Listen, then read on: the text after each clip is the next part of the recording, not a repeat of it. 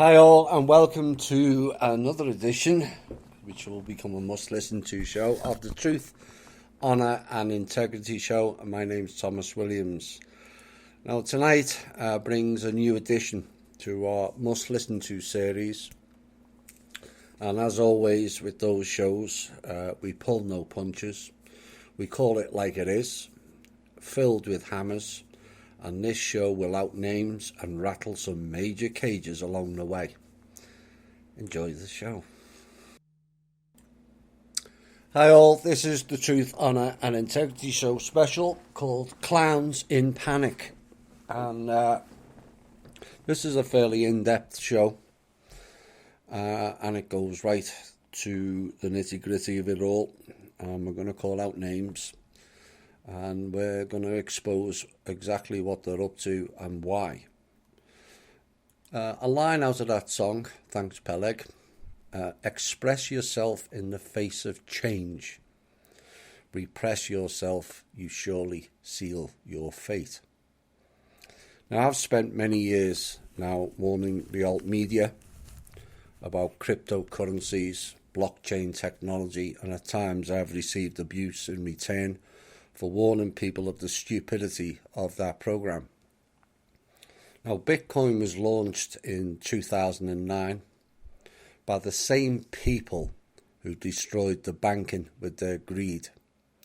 Just 2 years after Marduk cut them all off from the trust, which then led to the global financial meltdown, of which, despite what media and politicians' spin machines run with, we have not recovered from. I said 5 or 6 years ago who was behind it, and some didn't listen. The same two who were behind the alt media BRICS nonsense, with the same narrative that Bitcoin and BRICS was somehow getting around the system. No, they were both started by the Rothschilds and or the Rockefellers. On the coin itself, it says digital, decentralizing, peer-to-peer. Those three groups of words are the key. All digital is AI. Decentralized, trimming the fat. Peer-to-peer, connecting us all to the Skynet.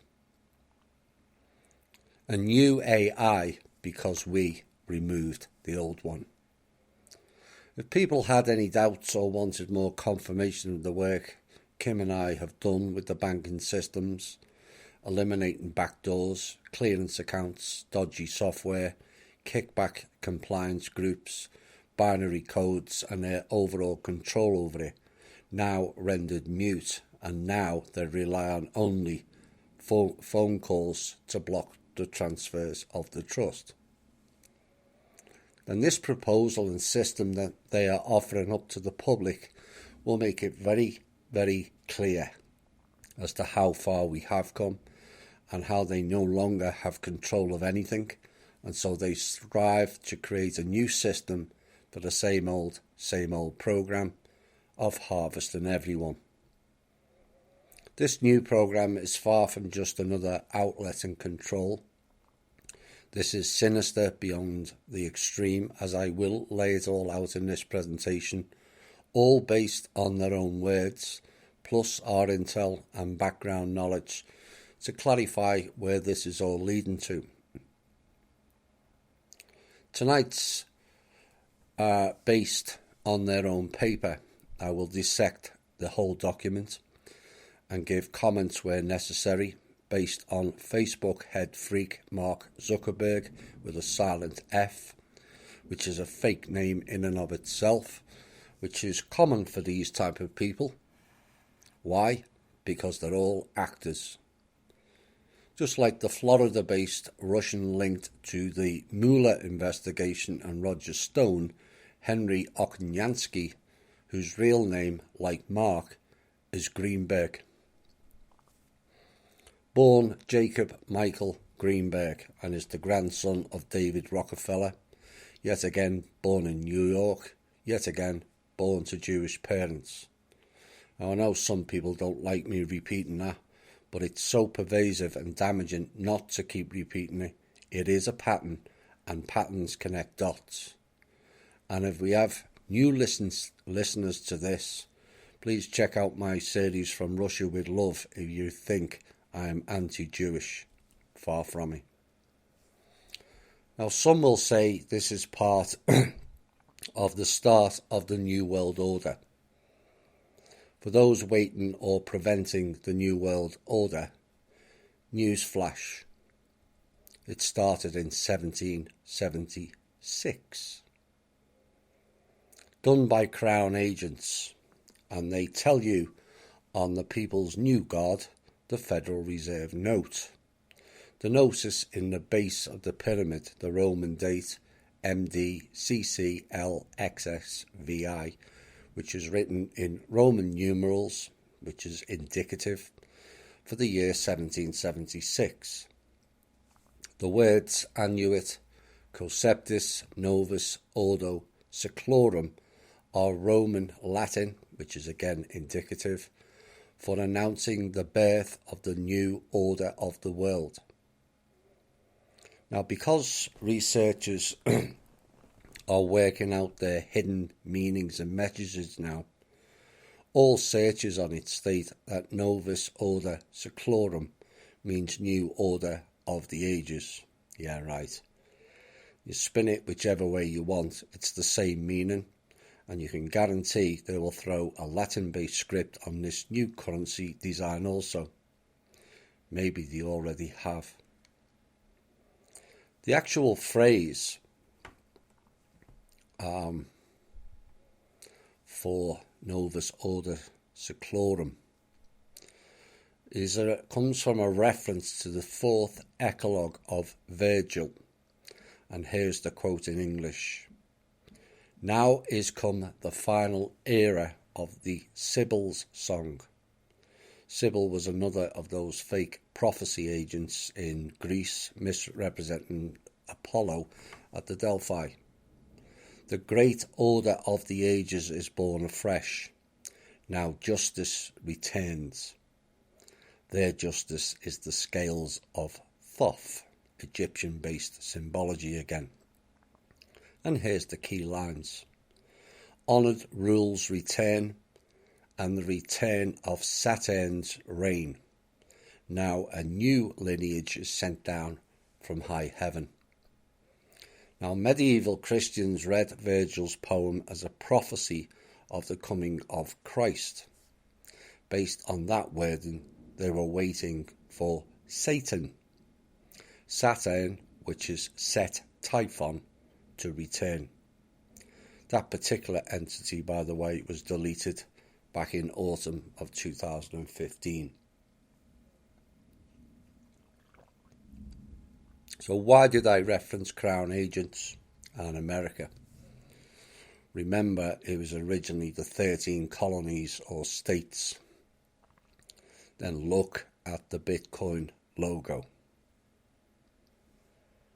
Tonight we'll highlight a sinister plot of lasting implications that will guarantee an end to freedoms as we know it, and give the future of our species, the children and the grandchildren, no chance whatsoever in the future. Now here is what I've put out previously. That this program is based purely on data mining all people.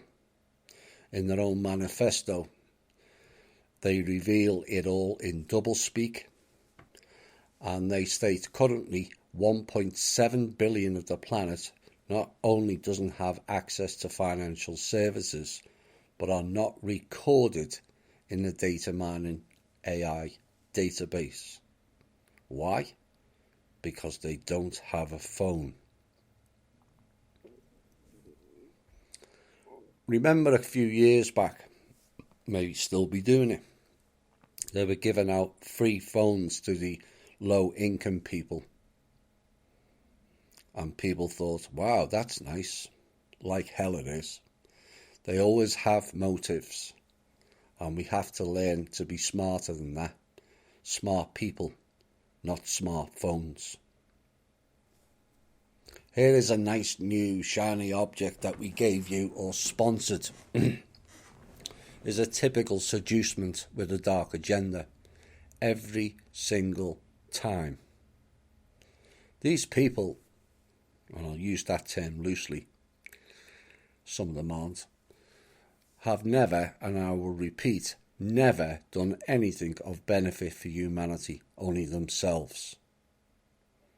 As my previous piece informed you on this, please check out Boundless Informant in my March 14th show. So when did this whole program start? Well, it started back in 1993 when CIA agent Robert David Steele appeared to leave the agency only to set up a company called Open Source for a private venture. It is and was not a private venture. This is known as private contracting, while still attached to the main body of the agency under a cloud, pardon the pun, of secrecy. Given I know where this Bitcoin blockchain technology started from via the CIA and NSA, all designed to trick the people again, just like encryption. Another way people say they can get round the system. Nope, encryption came out of Langley with backdoors.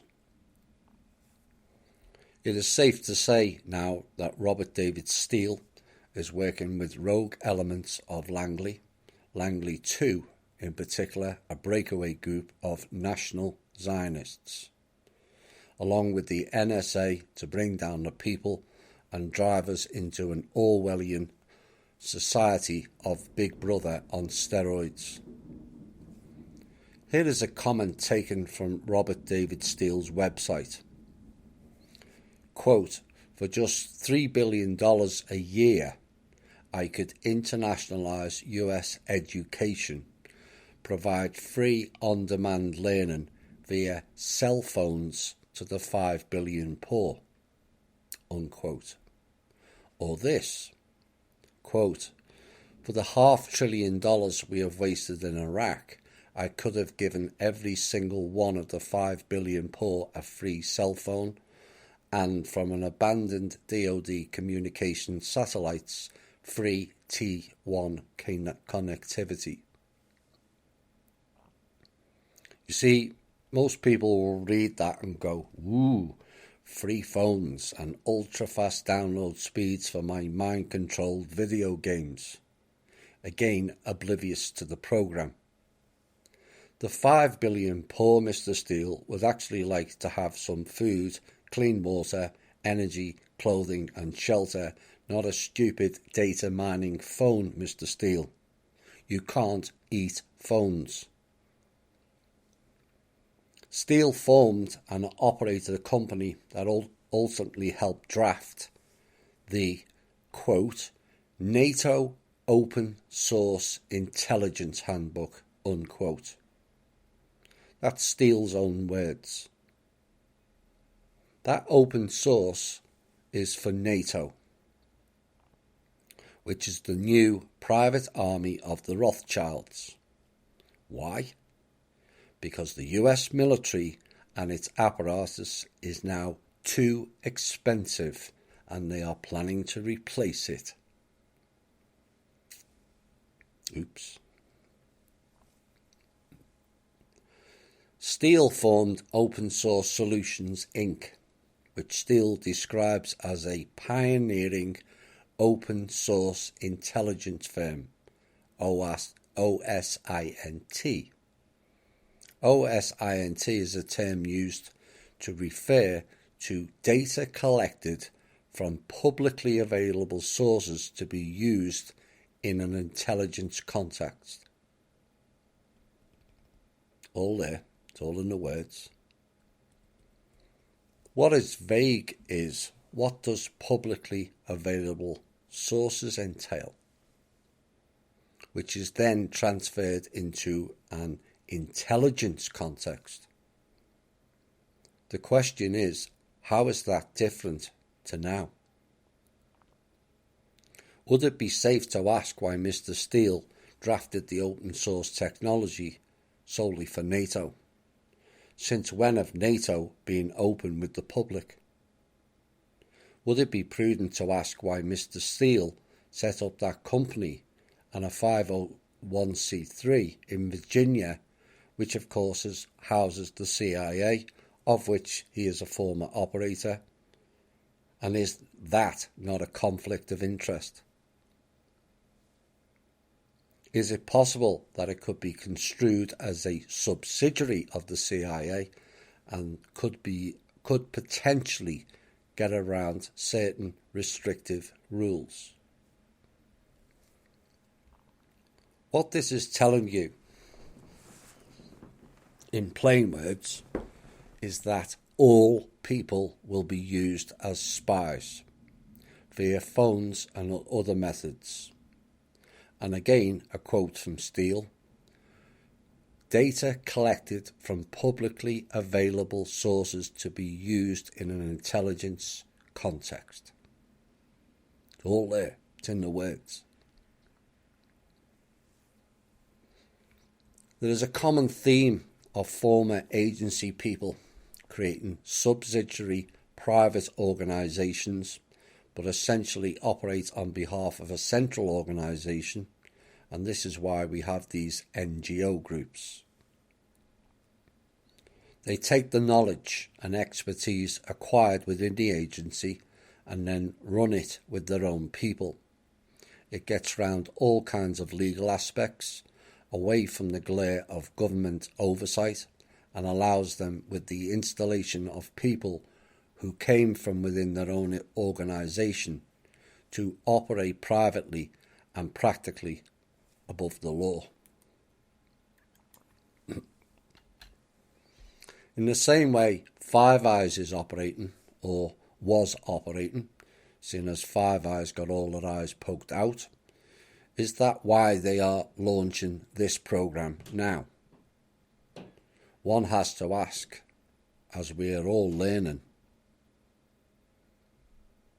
but there is little to no coincidences in life.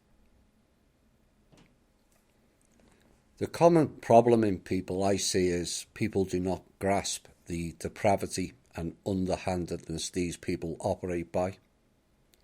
Technology is always the future.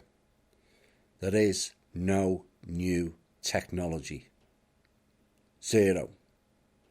All of it is from the past. The majority of it hidden. People think, well, they won't spy on me. I'm not a radio show host or a public figure. Wrong thinking. They have been spying on you your whole life, via chips in credit cards, the TV, the computer, and mobile phones. Then they brought out a recording device, all of which is loaded into the AI to mimic who you are. And yet people rushed out and bought these spying and recording machines because it's all good fun. Wrong. Badly wrong. Alexa machines are spying, recording and readying them to clone you. Oops. You are not as awake as you thought if you bought one of them. Recently we ran a story of people applying for visas for travel, and they had to hand over 5 years worth of all social media details. This is for their database expansion, and it will link your social credit profile to all of your money and finances. Connecting the dots now. They start off with an off-the-wall program to test to see if the public will react. Usually they don't, as it doesn't affect them, is their thinking. Except these people don't think at all and are beyond stupid and negligent. So with no public reaction, it then gets launched into other aspects of society, at which then only the few complain. but by that time it's all too late. This has to be nipped in the bud now. A well-funded research group known as Insurge Intelligence, a new crowd-funded, which they own all the crowdfunding, investigative journalism project, it was called, broke the exclusive story of how the United States intelligence community funded, nurtured and incubated Google as part of a drive to dominate the world through control of information. Seed funded by, no surprise, as I have told you many times, the NSA and CIA. Google was merely the first among a plethora of private sector startups co-opted by US intelligence to retain information superiority. Like I said in the Boundless Informant piece, all done by the CIA, NSA and alleged private contractors like Robert David Steele.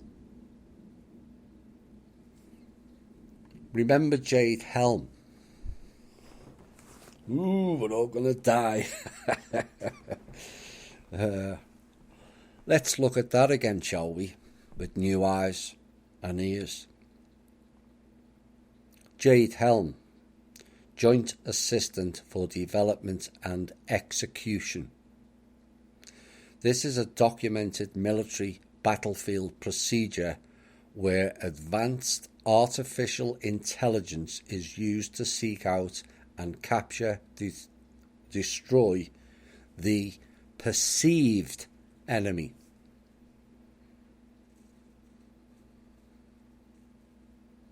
Jade,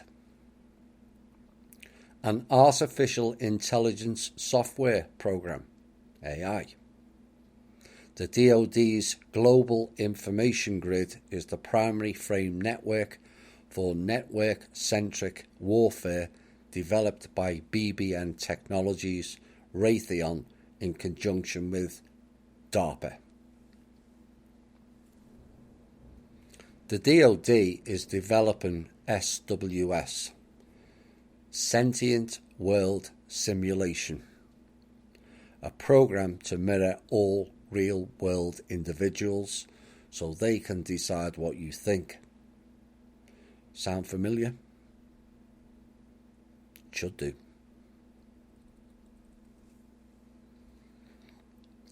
They are using Amazon, not Microsoft or Google, to run the program for what is known as the World Brain. Again, taken from the aptly named website of Steele, OSS.net,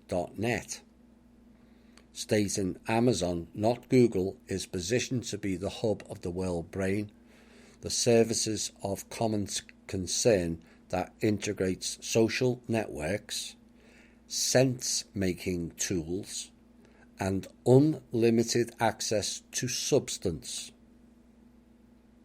All information in all languages, all the time. In other words, a complete spy and data mining program to be expanded out across the globe. Interesting terminology, Steele used there, and indicative. Unlimited access to substance. All very vague, except substance by description means the real physical matter of which a person or thing consists and which is tangible, solid presence. You getting the picture now? In other words, they are using us for their machine again, just like the old AI. The fact that they are creating a new one confirms what I have said in the show. The old one is gone, does it not?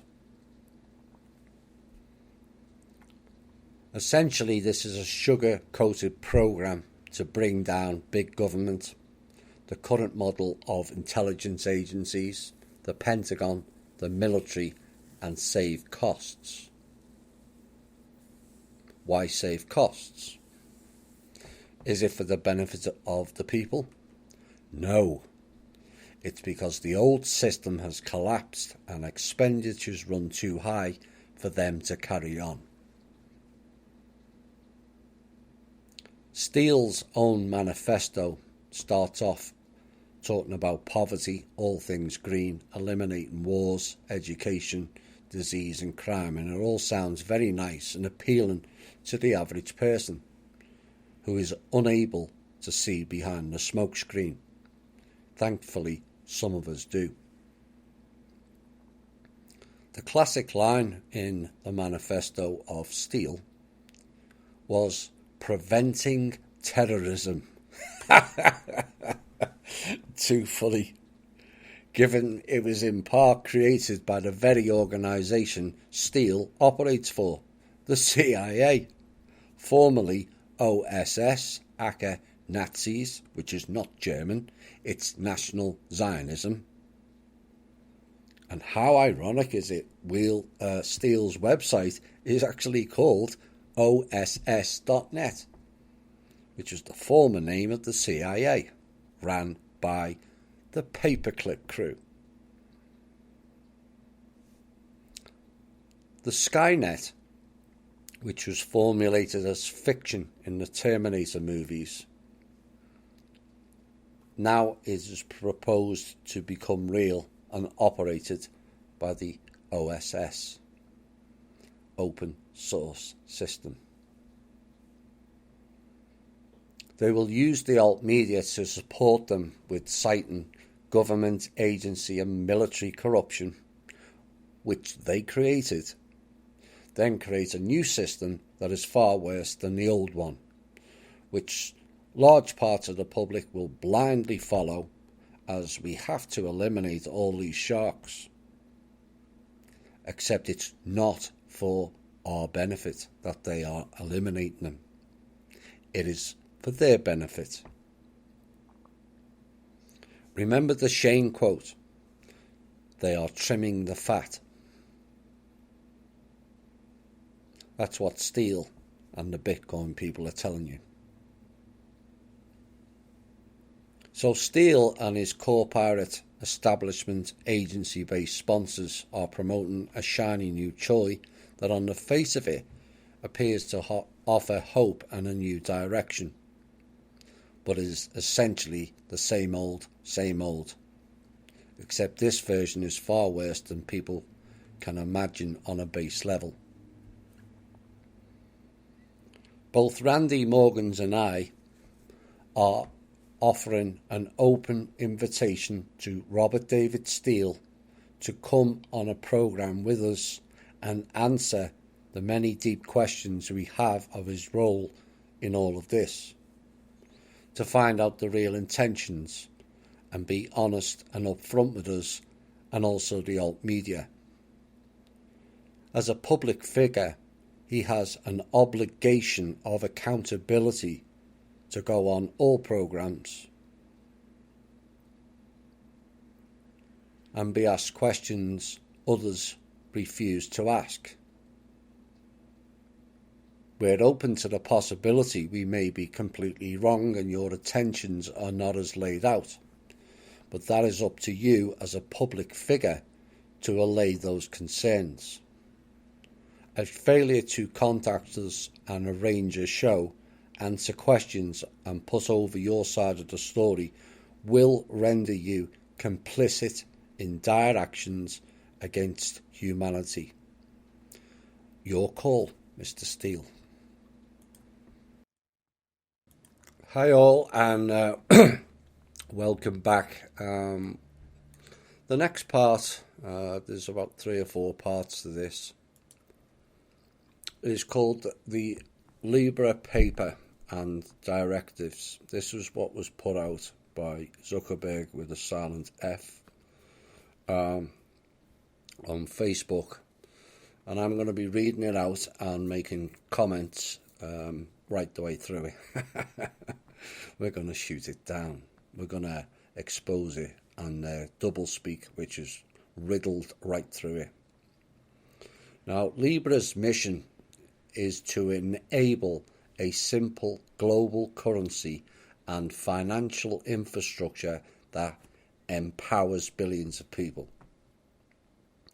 This document outlines our plans for a new decentralized blockchain, a low volatility cryptocurrency, and a smart contract platform that together aim to create a new opportunity for responsible financial services innovation.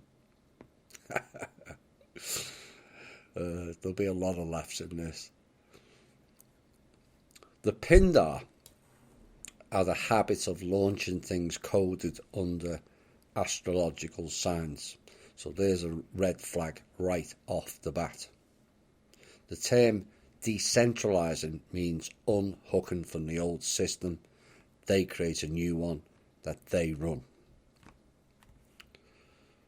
Problem statement, or as we would call it, the spin. The advent of the internet and mobile broadband has empowered billions of people globally to have access to the world's knowledge and information, high fidelity communications, and a wide range of lower cost, more convenient services. These services are now accessible through using a $40 smartphone from almost anywhere in the world. This connectivity has driven economic empowerment by enabling more people to access the financial ecosystem. Working together, technology companies and financial institutions have also found solutions to help increase economic empowerment around the world. Despite this progress, large swathes of the world's population are still left behind. 1.7 billion adults globally remain outside of the financial system with no access to a traditional bank. Even though 1 billion have a mobile phone and nearly 500 million have internet access. Now you know why they're rolling out 5G. It is for this purpose. All people on phones, all of us getting data mined. For too many, parts of the financial system look like telecommunications networks pre-internet. 20 years ago, the average price to send a text in Europe was 16 cents per message.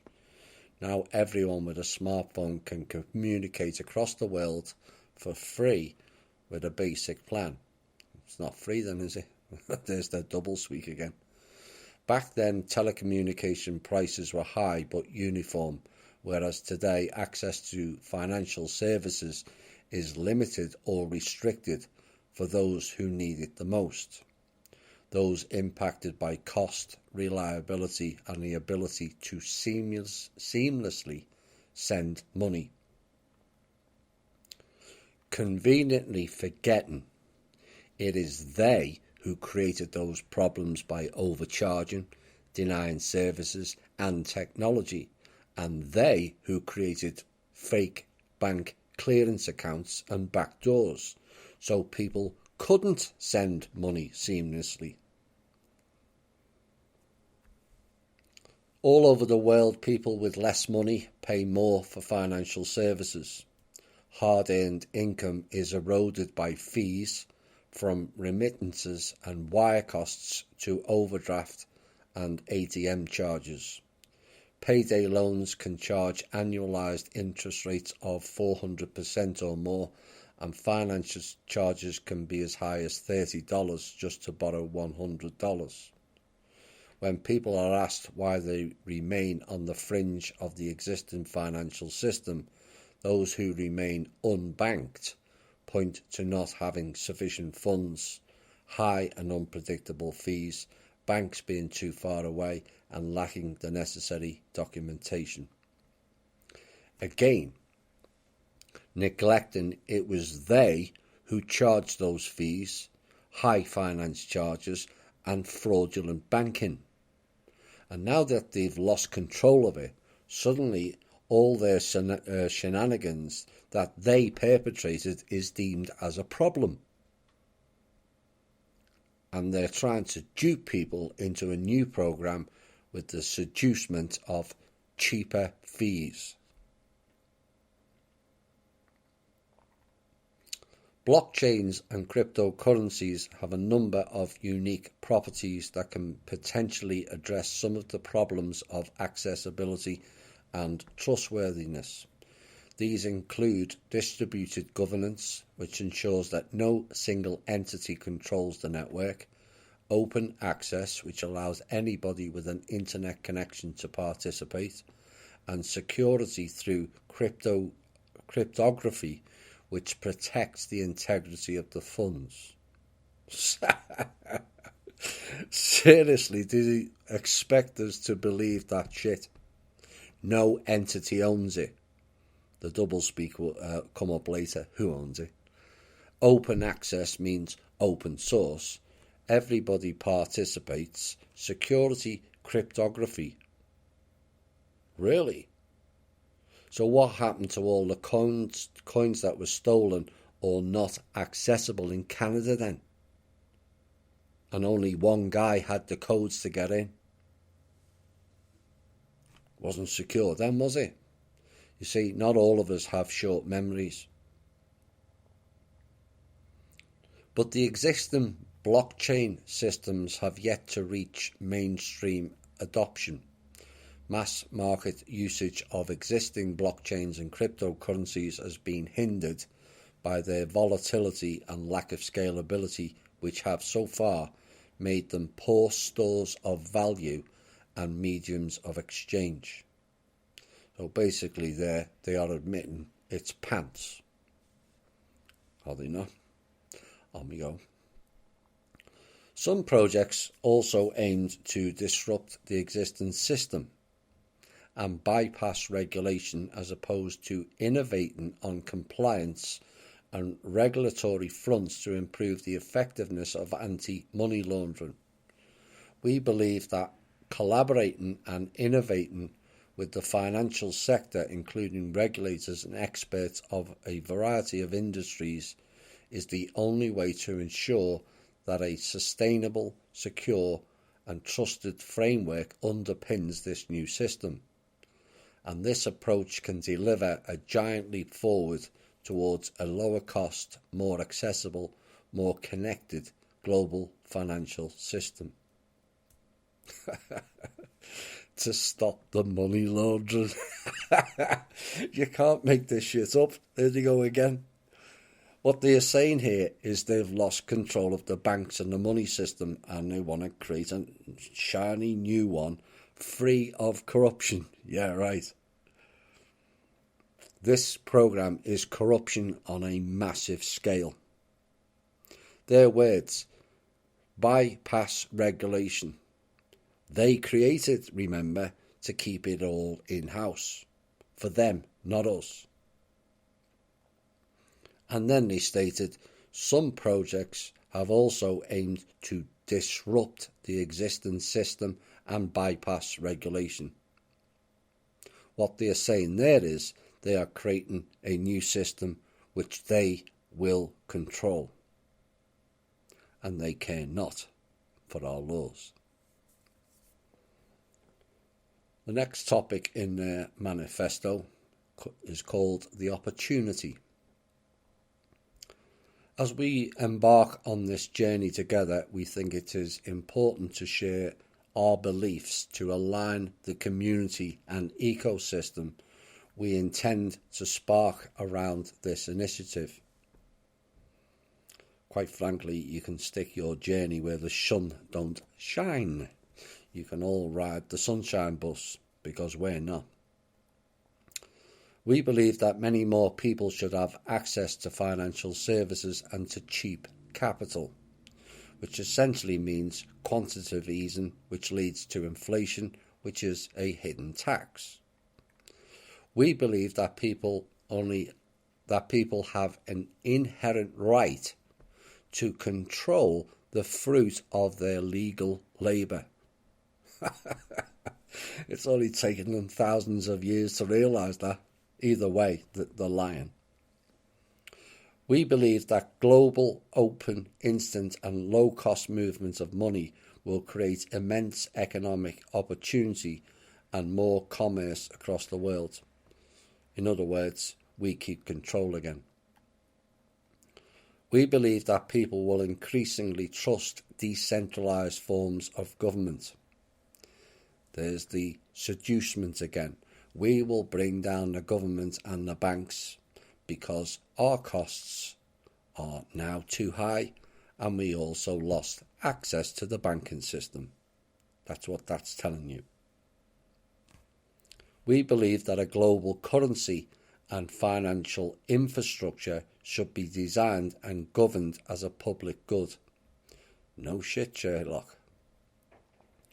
We believe we all have a responsibility to help advance financial inclusion, support ethical actors, and continuously uphold the integrity of the ecosystem. Nice terminology given the recent show. Ethical actors. Either way, all of that sounds very nice, but all of it is bollocks. The world truly needs a reliable digital currency and infrastructure that together can deliver on the promise of the Internet of Money. The world doesn't, but you do. Securing your financial assets on your mobile device should be simple and intuitive. Actually, it's indicative. Moving money around globally should be as easy and cost-effective and even more safer and secure than sending a text message or sharing a photo, no matter where you live, what you do, or how much you earn. The new product innovation and additional entrance to the ecosystem, using green terminology that will appear to some in the alt media, will enable the lowering of barriers to access and the cost of capital for everyone and facilitate frictionless payments for more people. All of the globe banking on their hackable, corrupted phones via their installed security certificates. Yeah, like that's going to work. Create frictionless payments for people. There they go again. Stating payments should go from A to B, whilst it was they who installed software to ensure all payments went between 6 and 13 entry points before arriving to the payee. Now Kim has cleaned all that up. Suddenly they don't like that version, and so let's create another one that they control. And what about all the high-profile data breaches involving several of their high-profile companies? Are we supposed to just overlook or forget that?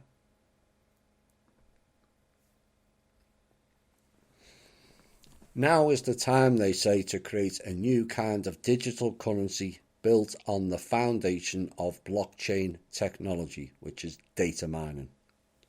The mission for Libra is a simple global currency and financial infrastructure that empowers billions of people. Empowers, in their legalese terms, means strip and harvest more people. Libra is made up of 3 parts that will work together to create a more inclusive financial system. 1. It is built on a secure, scalable and reliable blockchain. They're about as reliable as French and Italian tanks in World War II. They only went backwards. 2. It is backed by a reserve of assets designed to give it intrinsic value. You don't have any assets. 3. It is governed by the independent Libra Association tasked with evolving the ecosystem. Why do they want to empower billions now after they have lost control of the financial system? What did they do with the trust money previously? Nothing. They spent it on themselves and gave away all of Earth's resources to Marduk, while they collected pieces of paper with no value. But it's interesting terminology that, backed by a reserve, federal or otherwise, governed by Independent Libra Association. The hidden sharks time again. The Libra currency is built on the Libra blockchain because it is intended to address a global audience. The software that implements the Libra blockchain is open source. Robert David Steele again. Designed so that anyone can build on it and billions of people can depend on it for their financial needs. Imagine an open, interoperable ecosystem of financial services that developers and organizations will build to help people and businesses hold and transfer Libra for everyday use. The people and businesses outside of their circle will not be able to hold it. Inner circle only. With the proliferation of smartphones and wireless data, courtesy of 5G, increasingly more people will be online and able to access Libra through these new services. To enable the Libra ecosystem to achieve this vision over time, the blockchain has been built from the ground up to prioritize scalability, security, efficiency and storage, and throughout and a future adaptability. Keep reading for an overview of the Libra blockchain or read the technical paper. The technical paper is more legalese, doublespeak and code for blah blah blah blah. The unit of currency is called Libra. Libra will need to be accepted in many places and easy to access for those who want to use it. In other words, people need to have confidence that they can use Libra and that its main value will remain relatively stable over time. Unlike the majority of cryptocurrencies, Libra is fully backed by a reserve of real assets. A basket of bank deposits and short-term government securities will be held in the Libra reserve for every Libra that is created, building trust in its intrinsic value. The Libra reserve will be administered with the objective of preserving the value of Libra over time. The only problem they have with that is they don't have any assets. None. Let's look at the words, their own words they used. Using a basket of bank deposits and short-term government securities. So the assets they are intending to use are our own bank deposits and government securities, which are bonds, war bonds again, which are IOUs and debt instruments. Really? This shiny new system resembles their old failed model to me. So we are going, according to their words, from the Federal Reserve to the Libra Reserve, with the same clowns that ruined and harvested everything to begin with, Don't believe me? Check out this next line. The Libra Association is an independent, not-for-profit membership organisation headquartered in Geneva, Switzerland. Oh dear. Rothschild Central is going to house it.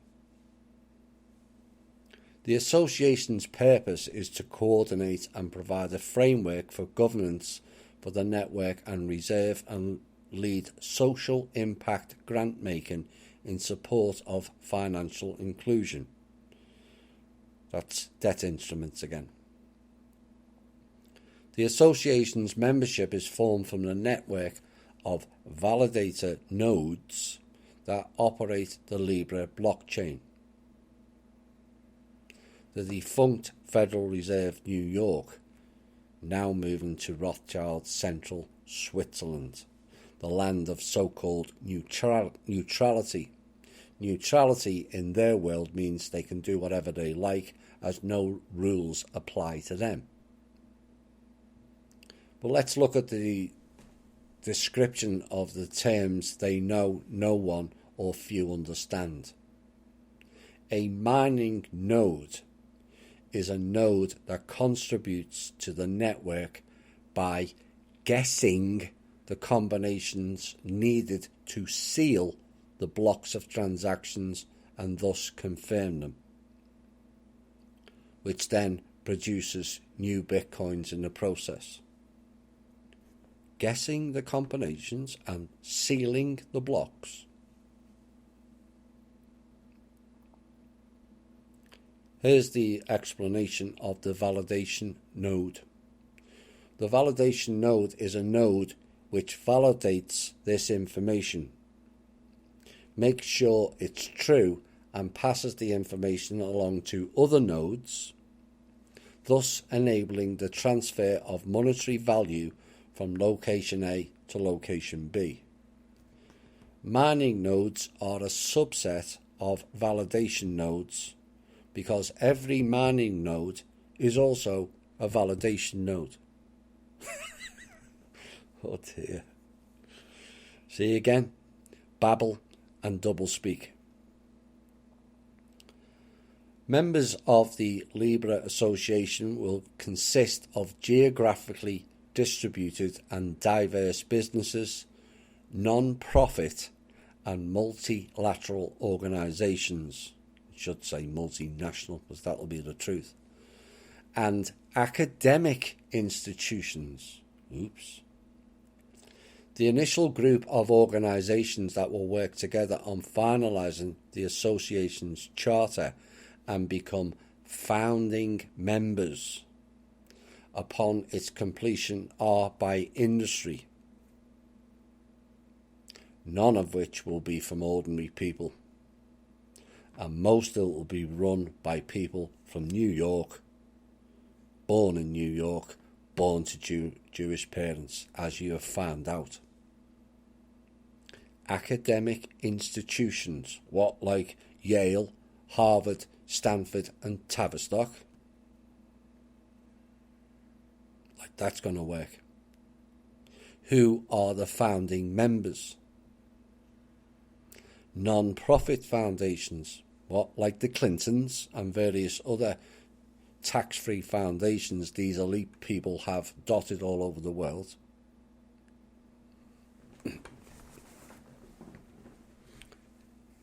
Let's look at how the payments are going to be transferred via MasterCard, PayPal, PayU, which is NASPA's fintech arm. We'll hear more about them later. Stripe and Visa. Technology and marketplaces. Booking Holdings. eBay. Facebook. Calibra. Farfetch. Lyft. Mercado Pago. Spotify AB. And Uber Technologies. Uber. Telecommunications, Iliad, oh my. Vodafone Group. The blockchain transfers will be Anchorage, Bison Trails, Coinbase Inc., Zappo Holdings Limited. The venture capital read Vulture Capital. Andreessen Horowitz. Mr. Andreessen looks like a cone-headed being to me and is responsible for many of the popular apps on the internet, mainly the financial ones. Breakthrough Initiatives, a group who received $100 million from the US government as a startup for SETI, the search for extraterrestrials. $100 million as a startup when there are 39 species below their feet searching for ETs. Oh, God. Ribbit Capital, Thrive Capital, we'll be hearing about them shortly, and Union Square Ventures. The non-profit and multilateral organisations to date and academic institutions are Creative Destruction Lab, Kiva, Mercy Corps, and Women's World Banking. We'll be going through some of them shortly. We hope to have approximately 100 members of the Libra Association by the target launch in the first half of 2020. They lie. They've been planning this a long time. It's all in place, as I will prove later. We'll be back shortly. Hi all and welcome back. Continuing on with the paper. Facebook teams played a key role in the creation of the Libra Association and the Libra blockchain, working with other founding members. While final decision-making authority rests with the association, Facebook is expected to maintain a leadership role through 2019. Facebook created Calibra, a regulated subsidiary to ensure separation between social and financial data and to build and operate its services on its behalf on top of the Libra network. So Libra goes to Calibra and is building a new central bank. The term Calibra means third person singular. And here's the description of it. If the first person is someone telling you or his or her story, and the second person is you being told how you should do something, then the third person is more like a camera recording of events. AI. Once the Libra network launches, Facebook and its affiliates will have the same commitments, privileges and financial obligations as any other founding member. As one member among many, Facebook's role in governance of the association will be equal to that of its peers. Except Mr. Greenberg, aka Zuckerberg, will play a larger role than most as a Rockefeller, along with the Rothschildian family.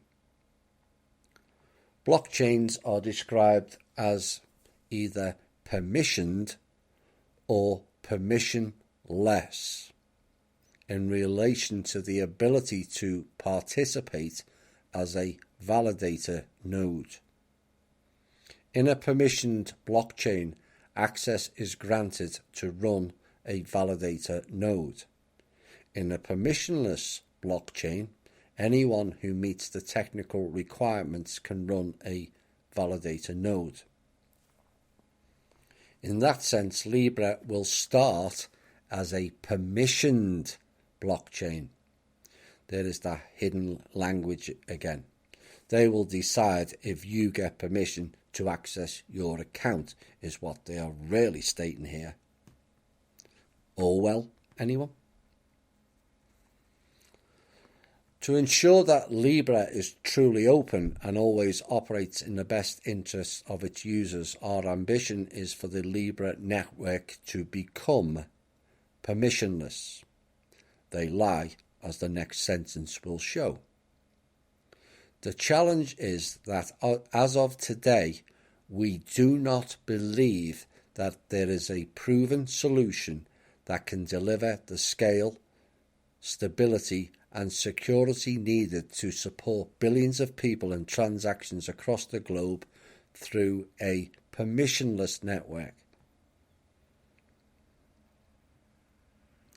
One of the association's directives will be to work with the community to research and implement this transition, which will begin within 5 years of the public launch of Libra blockchain and ecosystem. There is that doublespeak again. Goal is to become permissionless, then state we do not believe there is a proven solution that can deliver to support a permissionless network. Oops. But after 5 years of roping people in, they will announce it as a closed shop system and network. It's how they work. Essential to the spirit of Libra in both its permissioned and permissionless state, the Libra blockchain will be open to everyone. Any consumer, developer or business can use the Libra network, build products on top of it and add value through their services. But they've just said you have to have permission. That's not open to anyone then, is it? Doublespeak again. Open access ensures low barriers to entry and innovation and encourages healthy competition that benefits consumers. Benefits consumers. Clever play on words. Consumers. Because it is suggesting that it is we who are the consumers. No, it's them.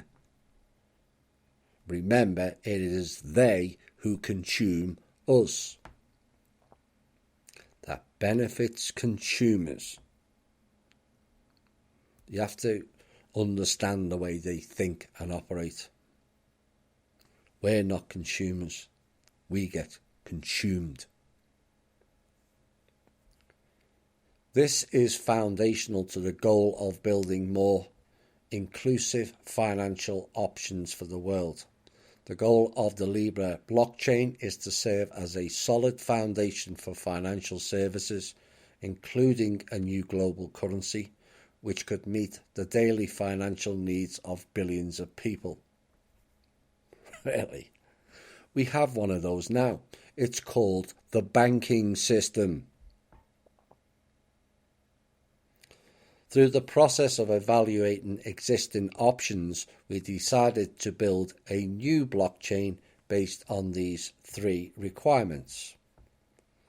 Able to scale to billions of accounts, which requires high transaction throughput, low latency, and an efficiency, high capacity storage system.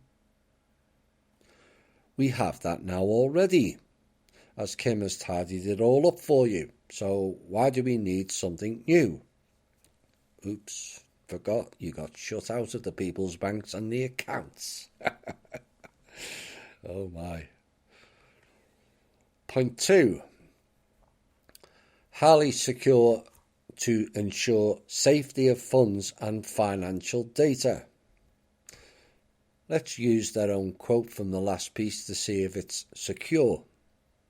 Quote, "The challenge is that, as of today, we do not believe that there is a proven solution that can deliver the scale, stability and security needed to support billions of people and transactions across the globe. Unquote. Oops. Point 3. Flexible so it can power the Libra's ecosystem's governance as well as future innovation in financial services. Yeah, we know what the future means. We'll point that out all too well later on in this show. The Libra blockchain is designed from the ground up to holistically address these requirements and build on the learnings from existing projects, yes, Mr. Steele, and research, a combination of innovative approaches and well understood techniques. That is doublespeak for trickery. Holistically, let's look at that term for its meaning. Quote, in a way that is characterized by comprehension of the parts of something as intimately interconnected network and explicable only by reference to the whole. So what they're saying to you there, they are holistically going to wrap you into the whole system, rope us all in. This next section will highlight 3 decisions regarding the Libra blockchain using well understood techniques which are only available and known to Langley agents, venture capitalists and Silicon Valley clowns. Really. Number 1. Designing and using the Move programming language. So let's look at Move. Move IR is the compiler that compiles native scripts and modules all the way down to their bytecode representations. Although human readable, it is not high level enough for a direct translation into the Move bytecode. Human readable. Strange term to use, is it not? Again, it states it is not high level enough for a direct translation, cannot be transferred again.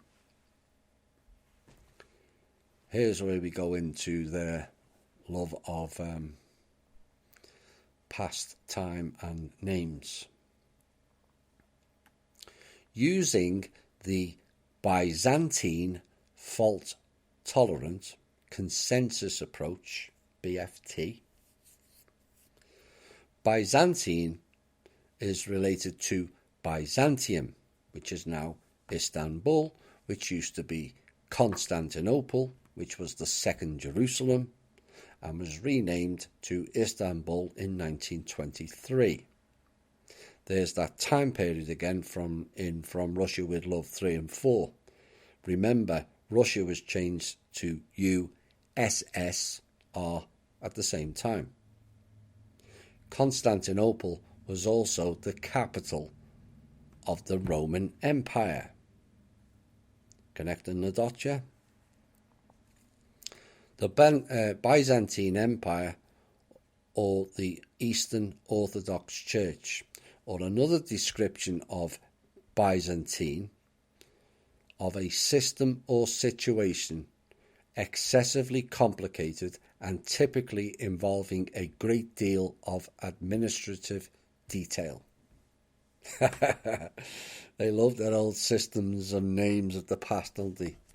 Smacks of Babylon to me. Excessively complicated, involving lots of admin details. That would describe the current governments, CEOs and middle management again, would it not? who all make money for doing nothing. Move is a new program language for implementing custom transaction logic and smart contracts on the Libra blockchain. Because of Libra's goal to one day serve billions of people, Move is designed with safety and security as the highest priorities. Move takes insights from security incidents that have happened with smart contracts to date, previous spying, and creates a language that makes it inherently easier to write code that fulfills the author's intent. But when that author is the CIA, Silicon Valley, Rockefellers and Rothschilds, I think we should have a major concern over their so-called intent, do we not?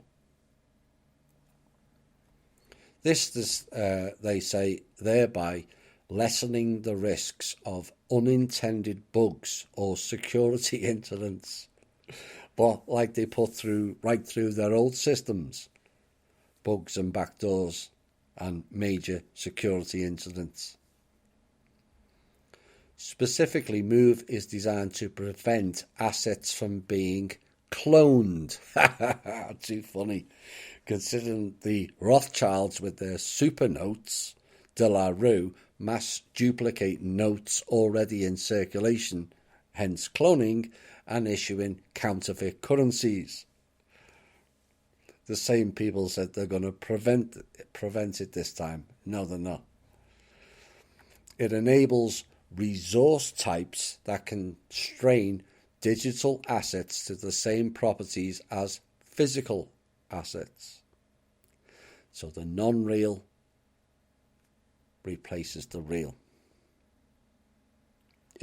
Understanding where it's going now? And yet again, what they're saying with that, they're going to leverage them again, is what that means. A resource has a single owner. It can only be spent once. And the creation of new resources is restricted. So you can only spend a coin once, and after that, the creation of new ones is restricted. Restricted by whom? Rhetorical question, I know. The Move language also facilitates automatic proofs that transactions satisfy certain properties, such as payment transactions only changing the account balances of the payer and the receiver. And if you believe that, you'll believe anything. They had more backdoors in the old system than a council estate. These people are unreal. By prioritising these features, Move will help keep the Libra blockchain secure, when they've already admitted earlier they can't. By making the development of critical transaction code easier, Move enables the secure implementation of Libra's ecosystem governance policies, such as the management of the Libra currency and the network of validator nodes. Move will accelerate the evolution of the Libra blockchain protocol and any financial innovations that are built on top of it. We anticipate that the ability for developers to create contracts will be opened up over time in order to support the evolution and validation of Move. Only developers they approve of is the key to that. To facilitate agreement amongst all validator nodes on the transactions to be executed and the order in which they are executed, the Libra blockchain adopted the BFT approach by using the Libra BFT consensus protocol. BFT is Byzantine fault tolerant. This approach builds trust in the network because BFT consensus protocols are designed to function correctly even if some validator nodes, up to 1/3 of the network, are compromised or fail. This class of consensus protocols also enables high transaction throughput, low latency, and a more energy efficient approach to consensus than proof of work used in some other blockchains. What does proof of work mean? Well, let's have a look at that. What that means by description. A proof of work is a piece of data which is difficult, costly, time-consuming to produce, but easy for others to verify and which satisfies certain requirements. I thought they said it was going to be easier and cheaper. It's more doublespeak. A proof of work is a piece of data which is difficult, costly, and time-consuming to produce. Who wrote this?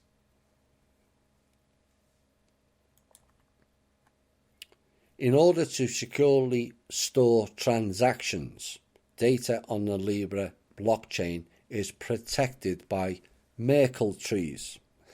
No, not that Merkel. She's off doing the hippie shake. A data structure used by other blockchains that enables the detection of any changes to existing data. Unlike previous blockchains which view the blockchain as a collection of blocks of transactions. Now, the designer was Ralph C. Merkle, inventor of public key cryptography. And if you check out his diagrams and then have a look at Robert David Steele's page, you will find out where that came from. Whilst he was at Xerox PARC, Merkle designed the Khufu and Khafre block ciphers and the Snefru hash function. There is that Egypt connection again. Oh dear. So what is a hash tree? A hash tree is a tree of hashes in which the leaves are hashes of data blocks in. For instance, a file or a set of files. Nodes further up the tree are hashes of their respective children. Nice terminology in computer terms. For example, in the picture, hash 0 is the result of hashing the concatenation of hash 0-0 and also hash 0-1. That is, hash 0 equals hash. So just double speak. Hash 0-0 and hash 0-1. In other words, what they're telling you is they're rolling out the binary code again. Why? Because we turned the banking into trinary code, which they couldn't read. The Libra blockchain is a single data structure that records the history of transactions and states over time. AI. This implementation simplifies the work of applications accessing the blockchain, allowing them to read any data from any point in time and verify the integrity of that data using a unified framework. In other words, they're recording every single second of your life, is what they're telling you. The Libra blockchain is pseudonymous and allows users to hold, listen closely, to hold one or more addresses that are not linked to their real world identity.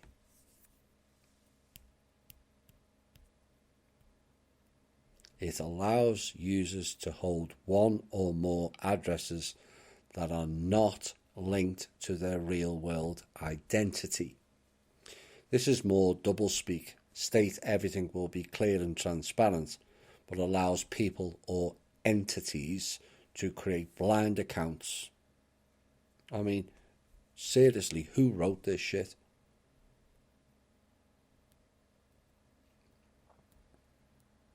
This approach is familiar to many users, developers and regulators. The Libra Association will oversee the evolution of the Libra blockchain protocol and network, and it will continue to evaluate new techniques that enhance privacy in the blockchain while considering concerns of practicality, scalability and regulatory impact. We've open sourced an early preview of the Libra testnet, all in the words, with accompanying documentation. The testnet is still under development, and the APIs are subject to change. So this tells you it's not ready, and the reason for that is they don't have the funds, and they are relying on a gullible public to fund it. That's 100% fact. Our commitment is to work in the open with the community and hope you will read, build and provide feedback, which, like all other companies nowadays, they will ignore feedback, particularly if it's a complaint. We believe that the world needs a global, digitally native currency that brings together the attributes of the world's best currencies: stability, low inflation, wide global acceptance, and fungibility.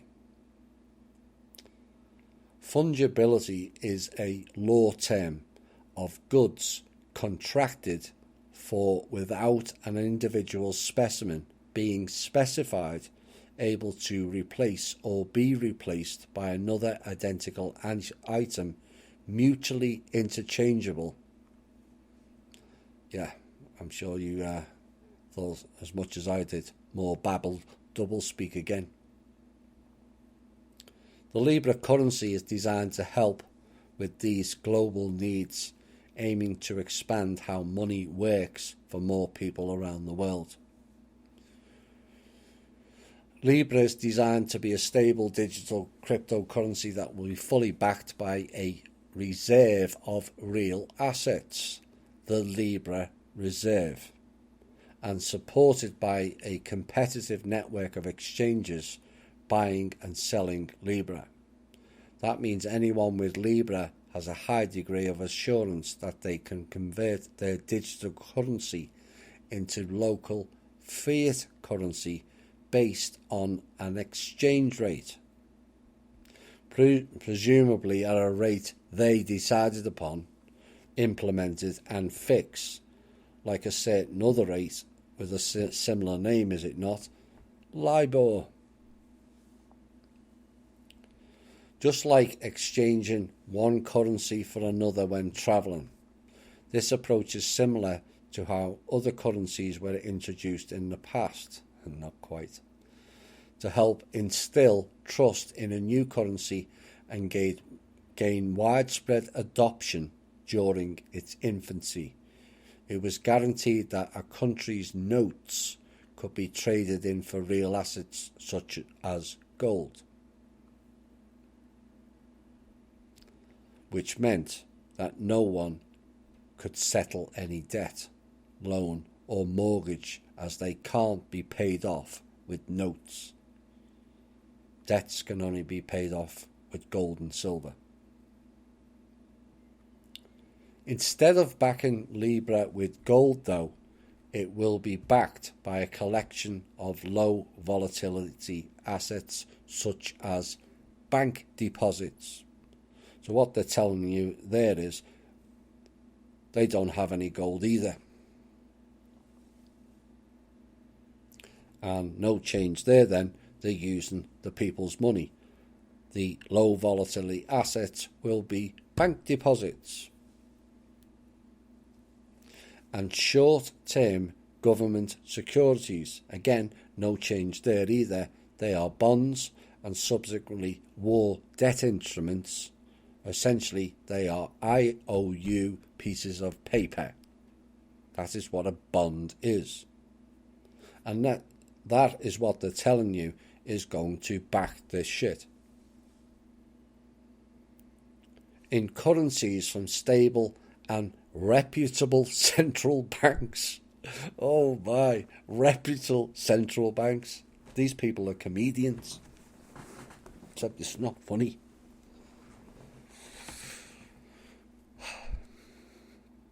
It is important to highlight that this means 1 Libra will not always be able to convert into the same amount of a given local currency.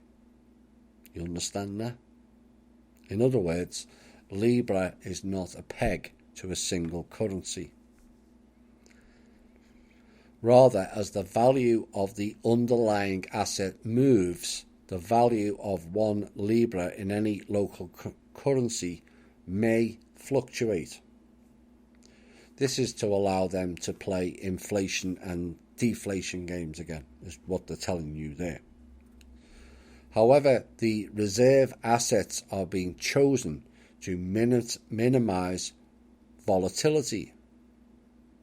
But they've just stated they have no assets. Only the people's money and bond IOUs. So the holders of Libra can trust the currency's ability to preserve value over time. If you could pick one of these currencies up, and you can't, that's the whole point. I wouldn't trust it as far as I could throw it. The assets in the Libra reserve will be held by geographically distributed network of custodians with investment-grade credit rating to provide both security and decentralization of the assets. So what they're telling you there is they're taking the assets away from the government and the people. We will find out soon how good these self-appointed custodians are with investment-grade credit ratings. Read Snake Oil Salesman. The assets behind Libra are the major difference between it and many existing cryptocurrencies that lack such intrinsic value and hence have prices that fluctuate significantly based on expectations, which these clowns created it to do so. Libra is indeed a cryptocurrency though, and by virtue of that it inherits several attractive properties of these new digital currencies. The ability to send money quickly, the security of cryptography and the freedom to easily transmit funds across borders. Just as people can use their phones to message friends anywhere in the world today, with Libra the same can be done with money, instantly, securely and at a low cost. But we can do all that now, as Kim and the team has cleaned the banks up for you, for all of you. We can transfer money instantly. We can do it securely and at no cost. Oh my. Interest on the reserve assets. Here's the kicker again. Interest on the reserve assets will be used to cover the costs of the system. Ensure low transaction fees, pay dividends to investors who provided capital to jumpstart the ecosystem. What the investors who used our money via leveraging out of banks will be getting all of the dividend payouts. Oh my. Right in your face. And support further growth and adoption. The rules for allocating interest on the reserve will be set in advance and will be overseen by the Libra Association, just like the Federal Reserve then. Users of Libra do not receive a return from the reserve. So in plain words, you will not get any interest from your crypto coins. They will be used to build and cover the costs of their system. And then all the dividends go to the self-appointed private association group members only, who we are told provided capital to jumpstart it. And given it came out of Langley and Silicon Valley et al.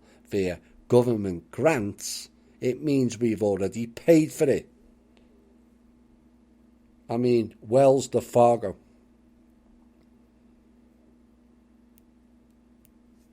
Defies belief. The Libra Association also serves as the entity through which the Libra Reserve is managed, and hence the stability and growth of the Libra economy are achieved. Oh, like the stability and growth we received from the previous reserve, the federal one, really. The association is the only party able to create, mint, and destroy, burn Libra. Exactly like the Federal Reserve and the Rothschilds banking system then.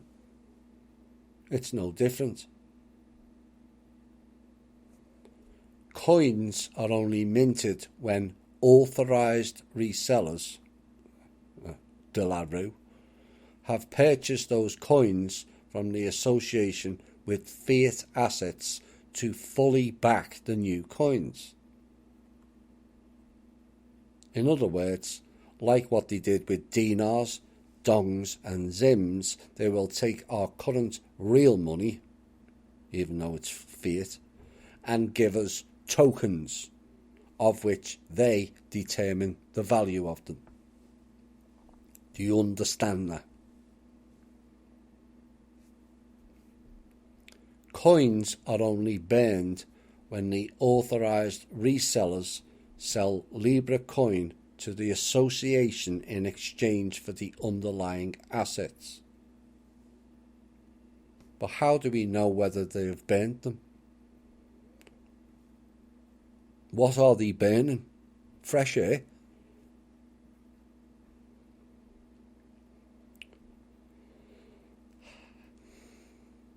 Since authorised resellers will be able to sell Libra coins to the reserve at a price equal to the value of the basket, the Libra Reserve acts as a buyer of last resort. These activities of the association are governed and constrained by reserve management policy that can only be changed by a supermajority of the association members. Again, it's just like the Federal Reserve, all served by rogue, incestuous bloodline families, all deciding to do what is best for them, not us. An important objective of the Libra Association is to move towards increasing decentralisation over time. This is more doublespeak. The current has been decentralised in many aspects. This is re-centralising in the hands of even fewer clowns. They're going to trim their fat. This decentralisation ensures that there are low barriers to entry for building on and using the network, and improves the Libra's ecosystem's resilience over the long term. As discussed above, the association will develop a path towards permissionless governance and consensus on the Libra network, which they've already stated they can't do. You can say you're working towards it all you like, you've already stated it won't work. The association's objective will be to start this transition within 5 years, and in doing so will gradually reduce the reliance on the founding members. So they're going to get pushed aside. In the same spirit, the association aspires to minimise the reliance on itself as the administrator of the Libra Reserve. What they're saying there, in other words, once we, the gullible, have paid for it all, the system runs itself and the real tyranny begins.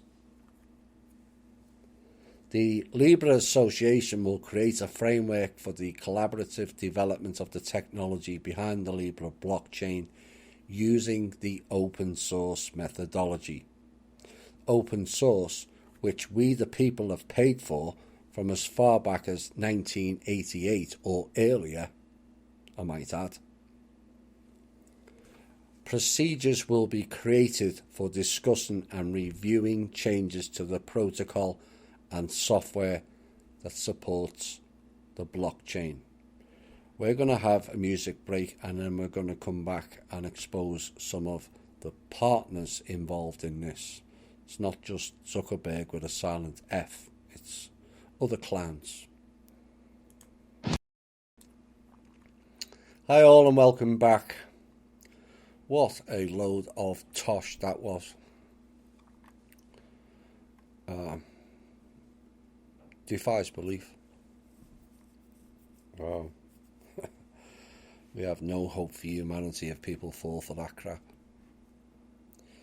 So let's go into some of the partners. We all know about Zuckerberg and Rothschildian clowns. Let's dig a bit deeper.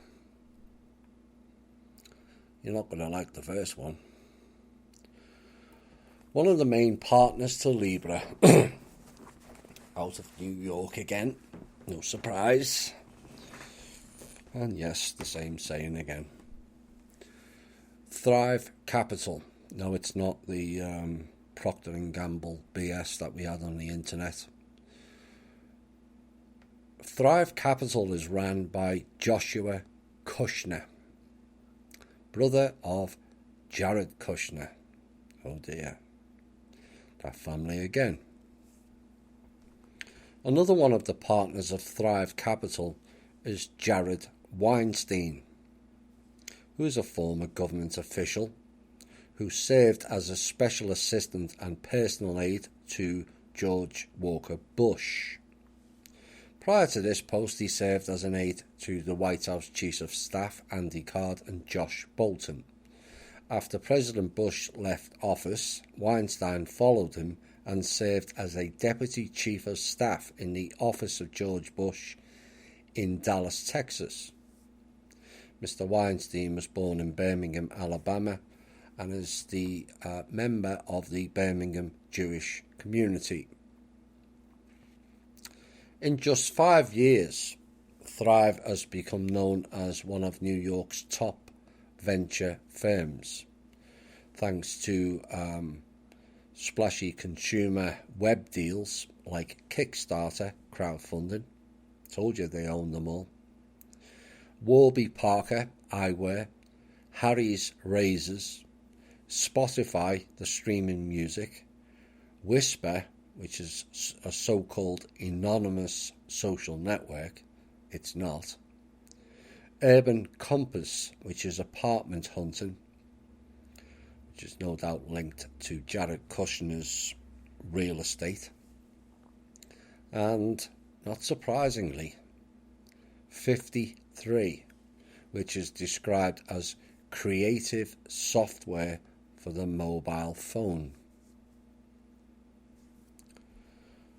The firm exited a couple of their ventures.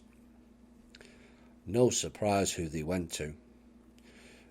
Twitch, the gaming community that recently sold to Amazon for $1.1 billion. Yes, Amazon. And Instagram, the photo sharing app that was also owned by Thrive, was sold to Facebook for $1 billion. This is what they do. They share the platform amongst friends, given the mention of Facebook and Amazon in the first part. Thrive's investment thesis is about creation and destruction, Mr. Kushner says. This is Joshua now. Yes, their creation and our destruction. And he went on to say, they view New York as the key to the rest of the world. Indeed, Mr. Kushner, the head of the snake and the base of the New World Order is why. In the past year, Thrive Capital has raised $1 billion of capital, of which where it came from raises deep suspicions. Specific questions about conflict of interests stemming from a familial and business relationship with White House advisor Jared Kushner, as well as Joshua Kushner's relationship with the Saudi Crown Prince Mohammed bin Salman, were not answered on background or on record. And second, in light of what is looking more and more like an extrajudicial killing of Jamal Khashoggi, a Saudi reporter for the Washington Post and dissident who resided in the United States, by assailants in the Saudi consulate in Istanbul, at least one of the venture capital investors is fielding questions from their portfolio companies about where their capital came from. Now, in this report, it said, given allegations that the Saudi Crown Prince Mohammed bin Salman may have ordered the killing of Khashoggi, he did. 100%, as revealed in our show. And Jared Kushner's close personal relationship with bin Salman again appears investors wanted to know if Thrive Capital took money from bin Salman or another source of Saudi sovereign wealth. Kushner was reported interested in raising investors in the region and specifically Qatar, who is a strategic US ally with recently frosty relations to Saudi Arabia. But it brings up the questions, or it does bring up questions on the new Saudi arms deal, does it not? Is it possible, given Thrive Capital and links to the Kushners, is why Donald Trump won't release his financial statements? I would like to think otherwise. But like I have said all along, we can never fully trust a politician. They have to earn our trust, particularly those who are based in high finance, legal or military backgrounds. Another partner, Ribbit Capital, ran out of another den of iniquity, Palo Alto and Silicon Valley. Ribbit Capital is a venture capital firm that invests globally, it says, in unique individuals and brands, and in their own words, quote, who are aiming to disrupt financial services, unquote. It's exactly what the Facebook narrative put out. In other words, they're going to crash all the banks and everything else and create this new system. Decentralizing. Ribbit Capital, the financial technology investment firm whose portfolio includes hits like the no-fee mobile investment platform called Robinhood, Robin Hood, more like Robin Bastards if you ask me. Cryptocurrency wallet and market provider Coinbase. See how they all link in? Because they've all got these companies all lined up. They've had them lined up for a while. And Root Insurance, the automotive insurance platform that has just joined the billion-dollar startup club, is raising $420 million for its latest fund, according to a filing with the Security and Exchange Commission. Ribbit was the originator for over $2 billion worth of loans. This is where it all starts to connect in. Those $2 billion worth of loans from Ribbit for Max Levchin, who has a lending business called Affirm. So who is Max Levchin? He is the co-founder with Peter Thiel, the company that eventually became PayPal. Max was born in Ukraine, born to Jewish parents. Mr. Thiel, created Palantir Technologies, which specializes in big data analytics, data mining in our terms. And who were the only organization to back Palantir? The CIA. It should also be noted that Palantir was in the dark magic wizardry epic called Lord of the Rings. It was a crystal ball known as the Seeing Stone, which is a symbol of the capstone with an eye in it. Missing from the top of the pyramid, is it not? The all-seeing eye. A-I. All eye. I is the play on words, the letter I. And it's all in the symbolism, you see, and a play on words and a play on letters. They do it all the time. Our show's covered it many times now. Palantir has 3 platforms: Metropolis, Foundry, and no surprise for the other name or where it relates to for those familiar with our show. Palantir brings the data to life for human-driven analysis. That program is called Palantir Gotham. Brings intelligence, people, and data together to empower one another. In other words, we are the battery that's empowering the system. It's not about empowering people to do humanitarian projects and all that. No. Empower their system is what they're telling you. This ecosystem of data, capabilities and base platforms, whether Palantir Gotham Core, Palantir Foundry or both, augments the capability of the entire organization. Gotham is New York, centre of the New World Order. It is also related to Batman, who, despite the film industry's flowering of him, is a dark elf, and those beings here have not been beneficial to humanity, period.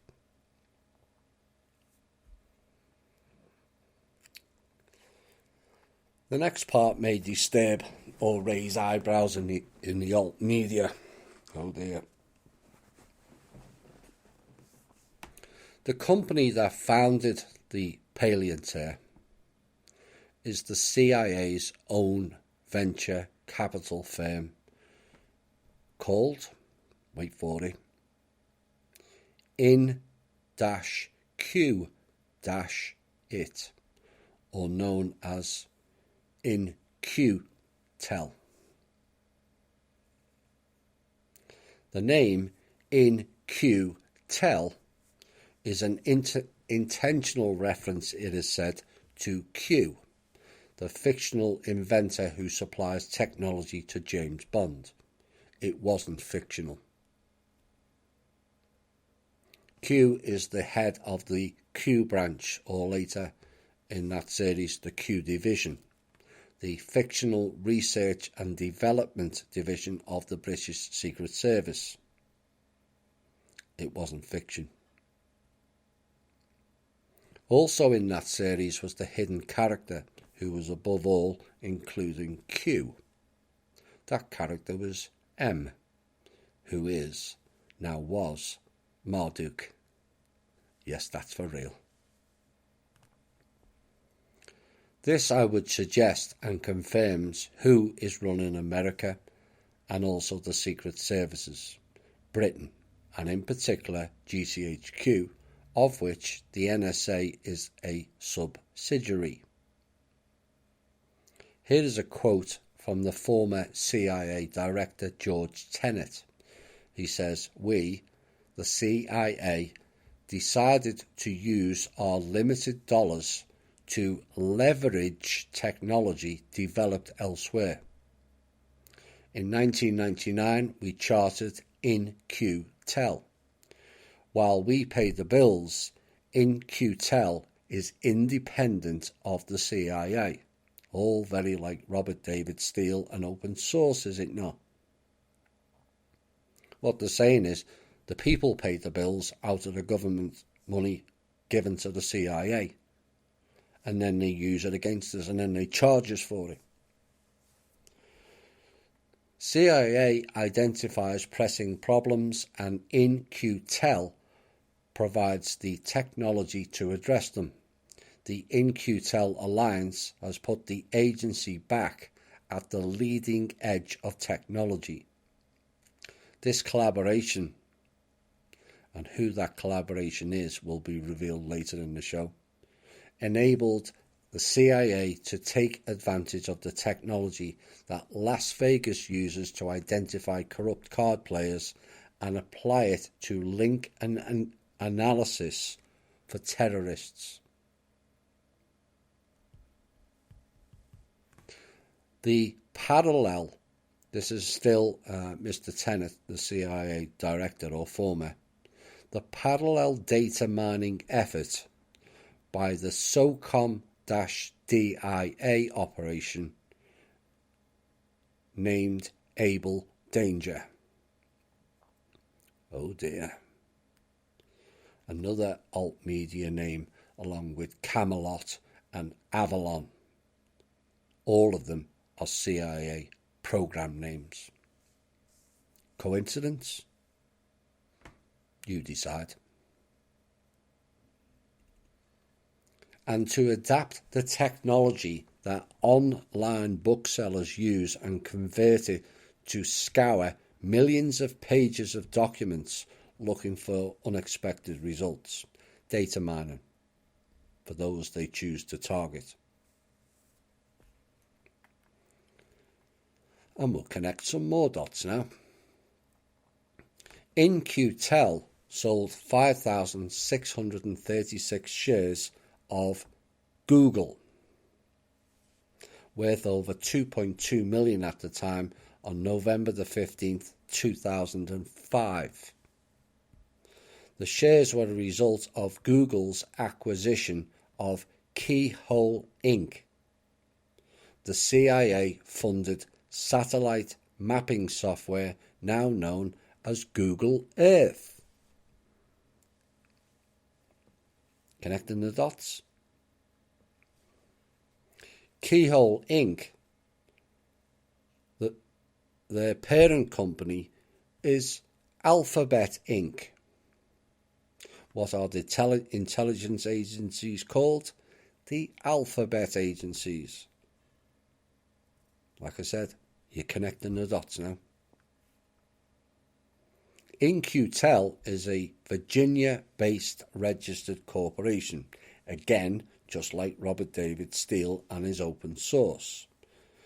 And they state it is legally being the operative word, not lawfully, legally independent of the CIA or any other government agency. Again, just like Steele and open source. but the corporation is bound by its charter agreement and annual contract with the CIA, which set out the relationship between the two organisations. So legally, they get around it. Lawfully, it's not. But lawfully never applies. Remember when Facebook took over from the CIA software program the very same day? The Pentagon's LifeLog spying on the public program, which was run by DARPA, which is run by the CIA. Facebook, Google, Twitter, YouTube, Silicon Valley, and a plethora of venture capitalists, etc., are all subsidiaries of the CIA. All of them. LifeLog. An ambitious effort, it is said, to build a database tracking a person's entire existence. Oops. That was 2004. Ran by DARPA, the Defense Department's research arm. LifeLog aimed to gather in a single place just about everything an individual says, sees, or does. Sees. Think about the implications of that. The phone calls made, the TV shows watched, the magazines read, the plane tickets bought, the emails sent and received. Out of this seemingly endless ocean of information, computer scientists would plot distinctive routes in the data, mapping relationships, memories, events, and experiences. Cloning. LifeLog's backers said the all-encompassing diary could have turned into a near-perfect digital memory. Think about that line for a second. Giving its users computerized assistance with almost flawless recall of what they'd done in the past. Ponder on that.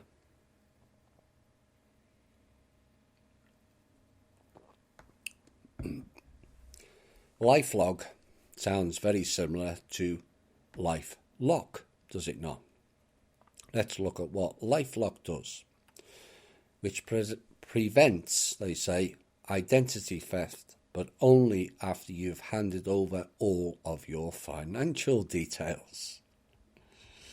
LifeLock's parent company is Symantec, another company out of Silicon Valley who is a subsidiary of Norton. Norton links back to IBM, where they did the fake quantum system out of IBM IB Marduk. That's where the name came from. Dashlane is the latest password manager app and secure digital wallet. There's that cryptology again. By default, the wallet is stored on the company's servers, but there is an option to keep it on the user's device instead. A digital wallet. Where is your bitcoins kept? The digital wallet. Are you seeing the picture now?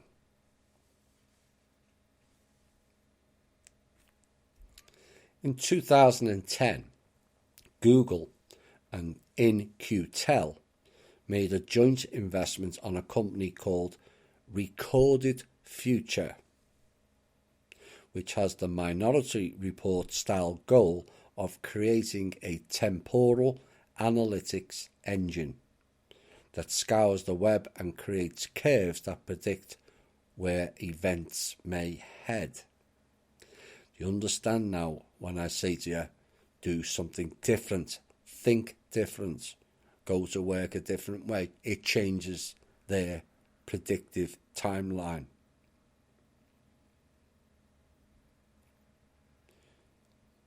Google is already helping the government write and rewrite history. Right in their own words.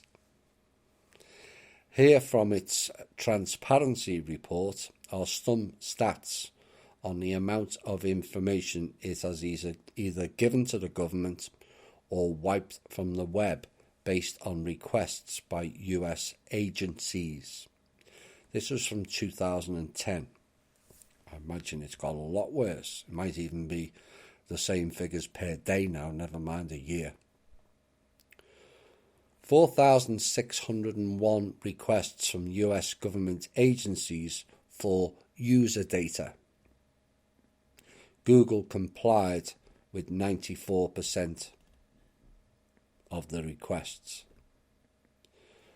1,421 requests for content removal, deleting off the internet. Google complied with 87% of that. 15 requests were made from executives and the police. Only one request was a national security request, which is why they tell us they do this. Stopping the terrorists. So like you can see, out of 4,601 requests, only one was for national security. You see, to these people, it is we the people that are the national security threat.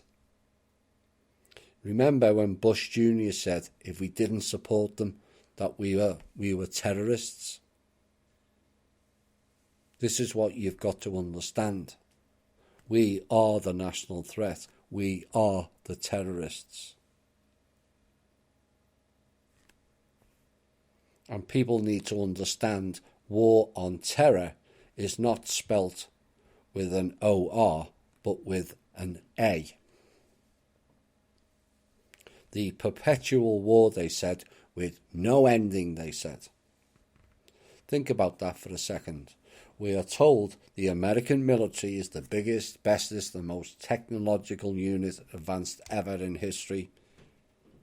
And the war to clear the so-called terrorists will last forever. They can't be that good, can they?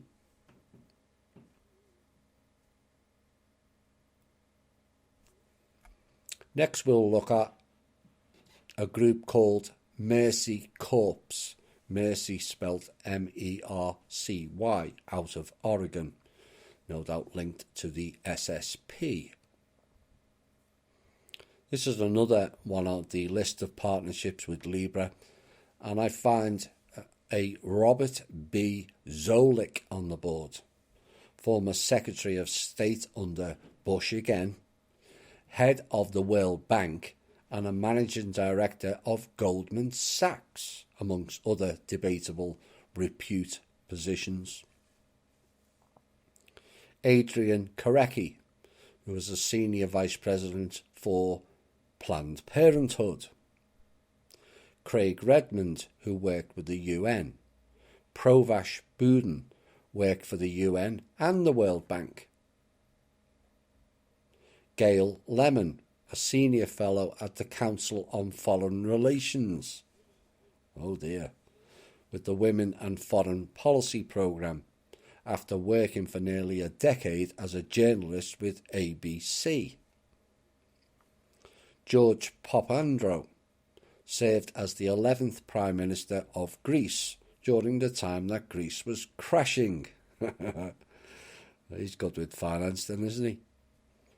Mohammed El Erian, the Chief Economic Advisor at Allianz, and he chairs President Barack Obama's Global Development Council. He's also a columnist for Bloomberg and a contributing editor to the Financial Times.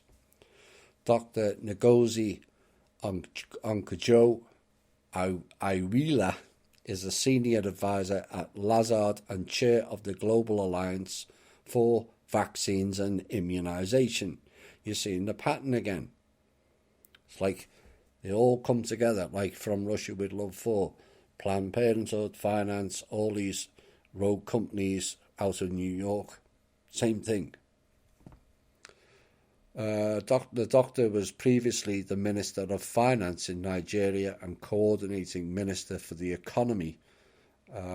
Prior to this, she was also a Managing Director of the World Bank again. I wonder whether Hudis is going to pop up soon. There are several other names with similar backgrounds of connections to globalist companies, and were all tutored in Harvard or Yale. All jobs for the favoured boys and girls, you see. Then we come to another name that stood out because of that family name. Rand. Daphne H. Rand works for Mercy Corp.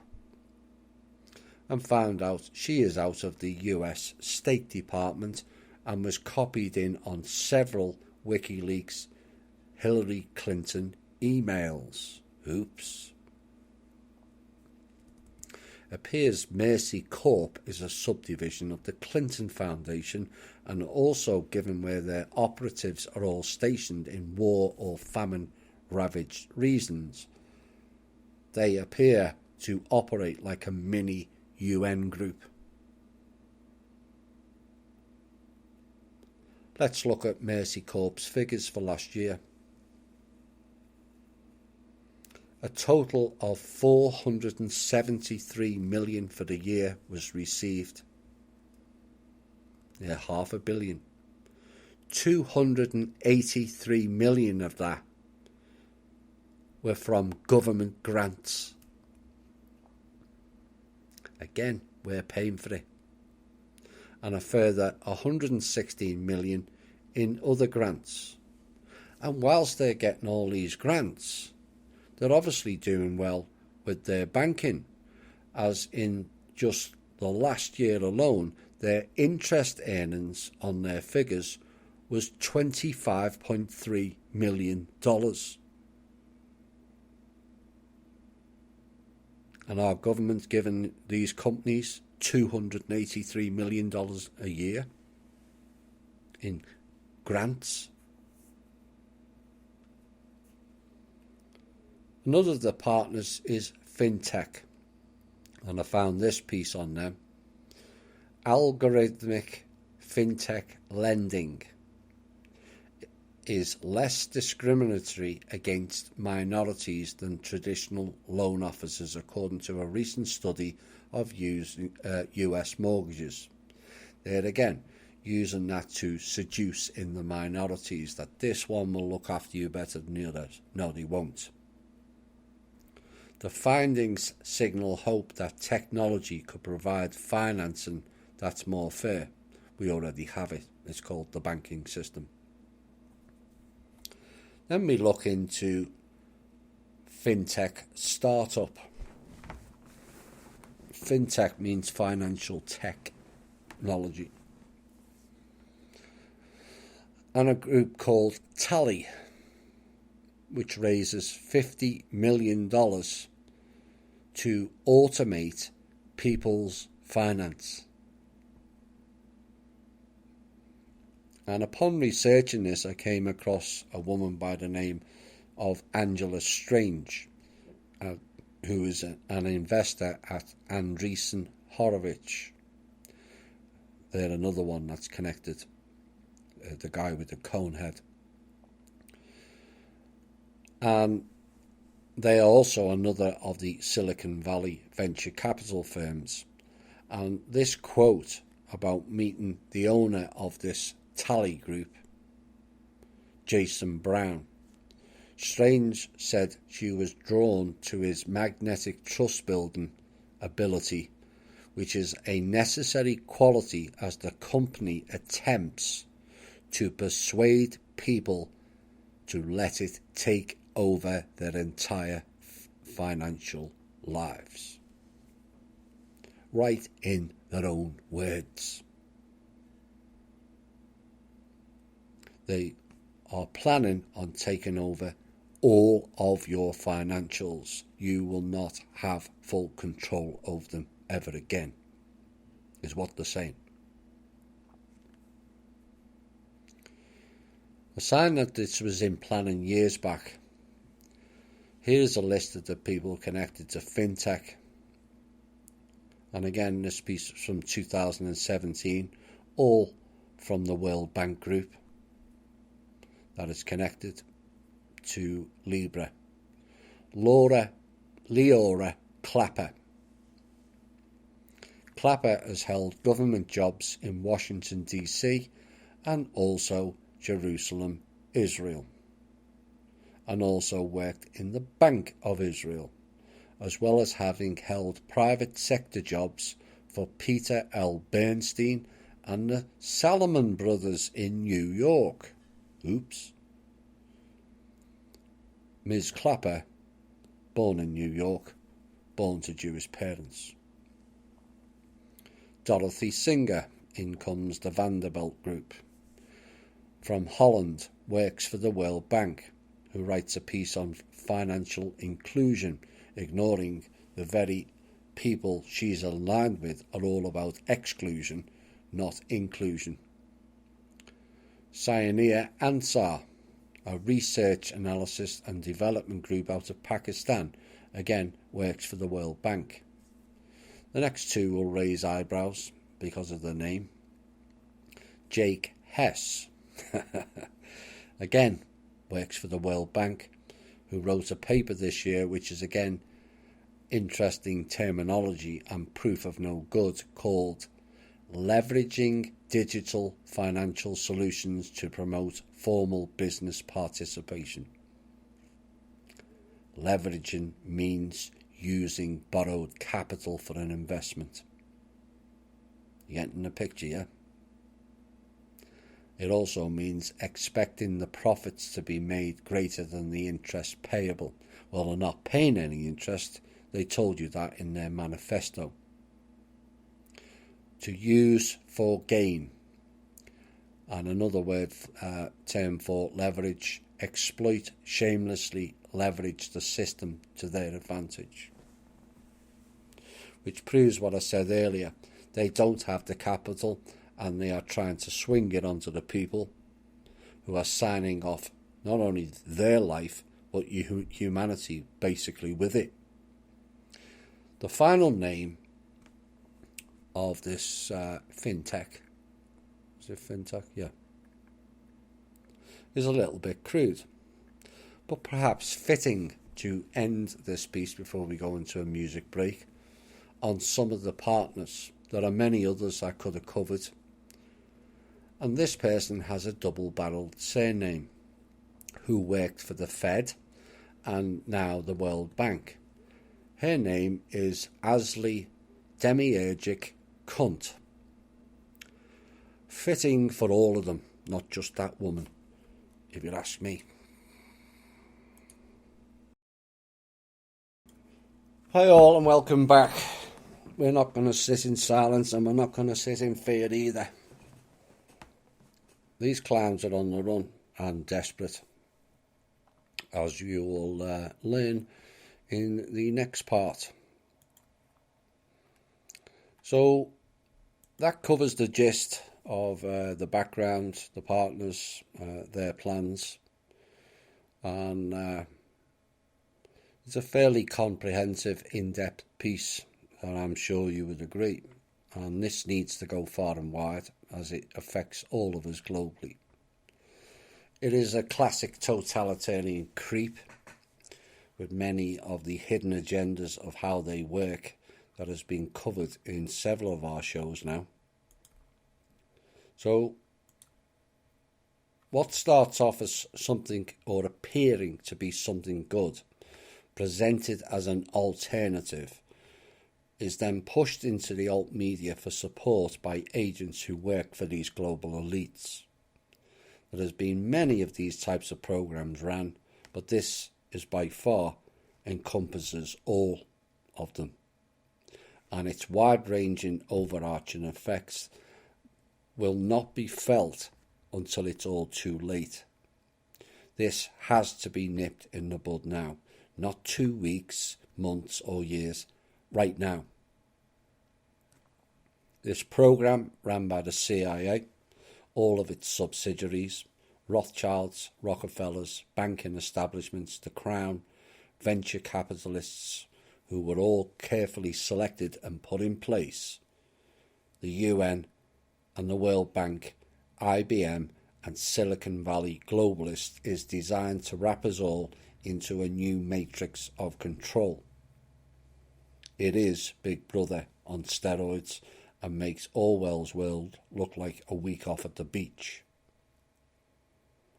They used the alt media to drive it, as the alt media people, largely outside of this show, Randy and Alan's show, have not stepped out of the sidetracking narrative of pre-2014. They're still talking of RVs, Saint Germain trusts, birth certificates, prosperity packages, NESARA and GISARA, ET disclosure and saviour programs, Flat Earth, which also came out of the CIA, I might add. Bitcoin and BRICS are taking the old system down. New Age drivel of how crystals, stones, rocks, violet flames, angels, macabres and singing Kumbaya is all going to save them. Or worse, a 2,000-year-old man is coming back from the dead to save them. All of it is nonsense to varying degrees. All of it is distractions 100%. But the problem is what too many people want to hear. All that distraction. Mass arrests is another one. Mass arrest also leads to decentralisation, a key cornerstone of their message, and it's also written on the Bitcoin itself.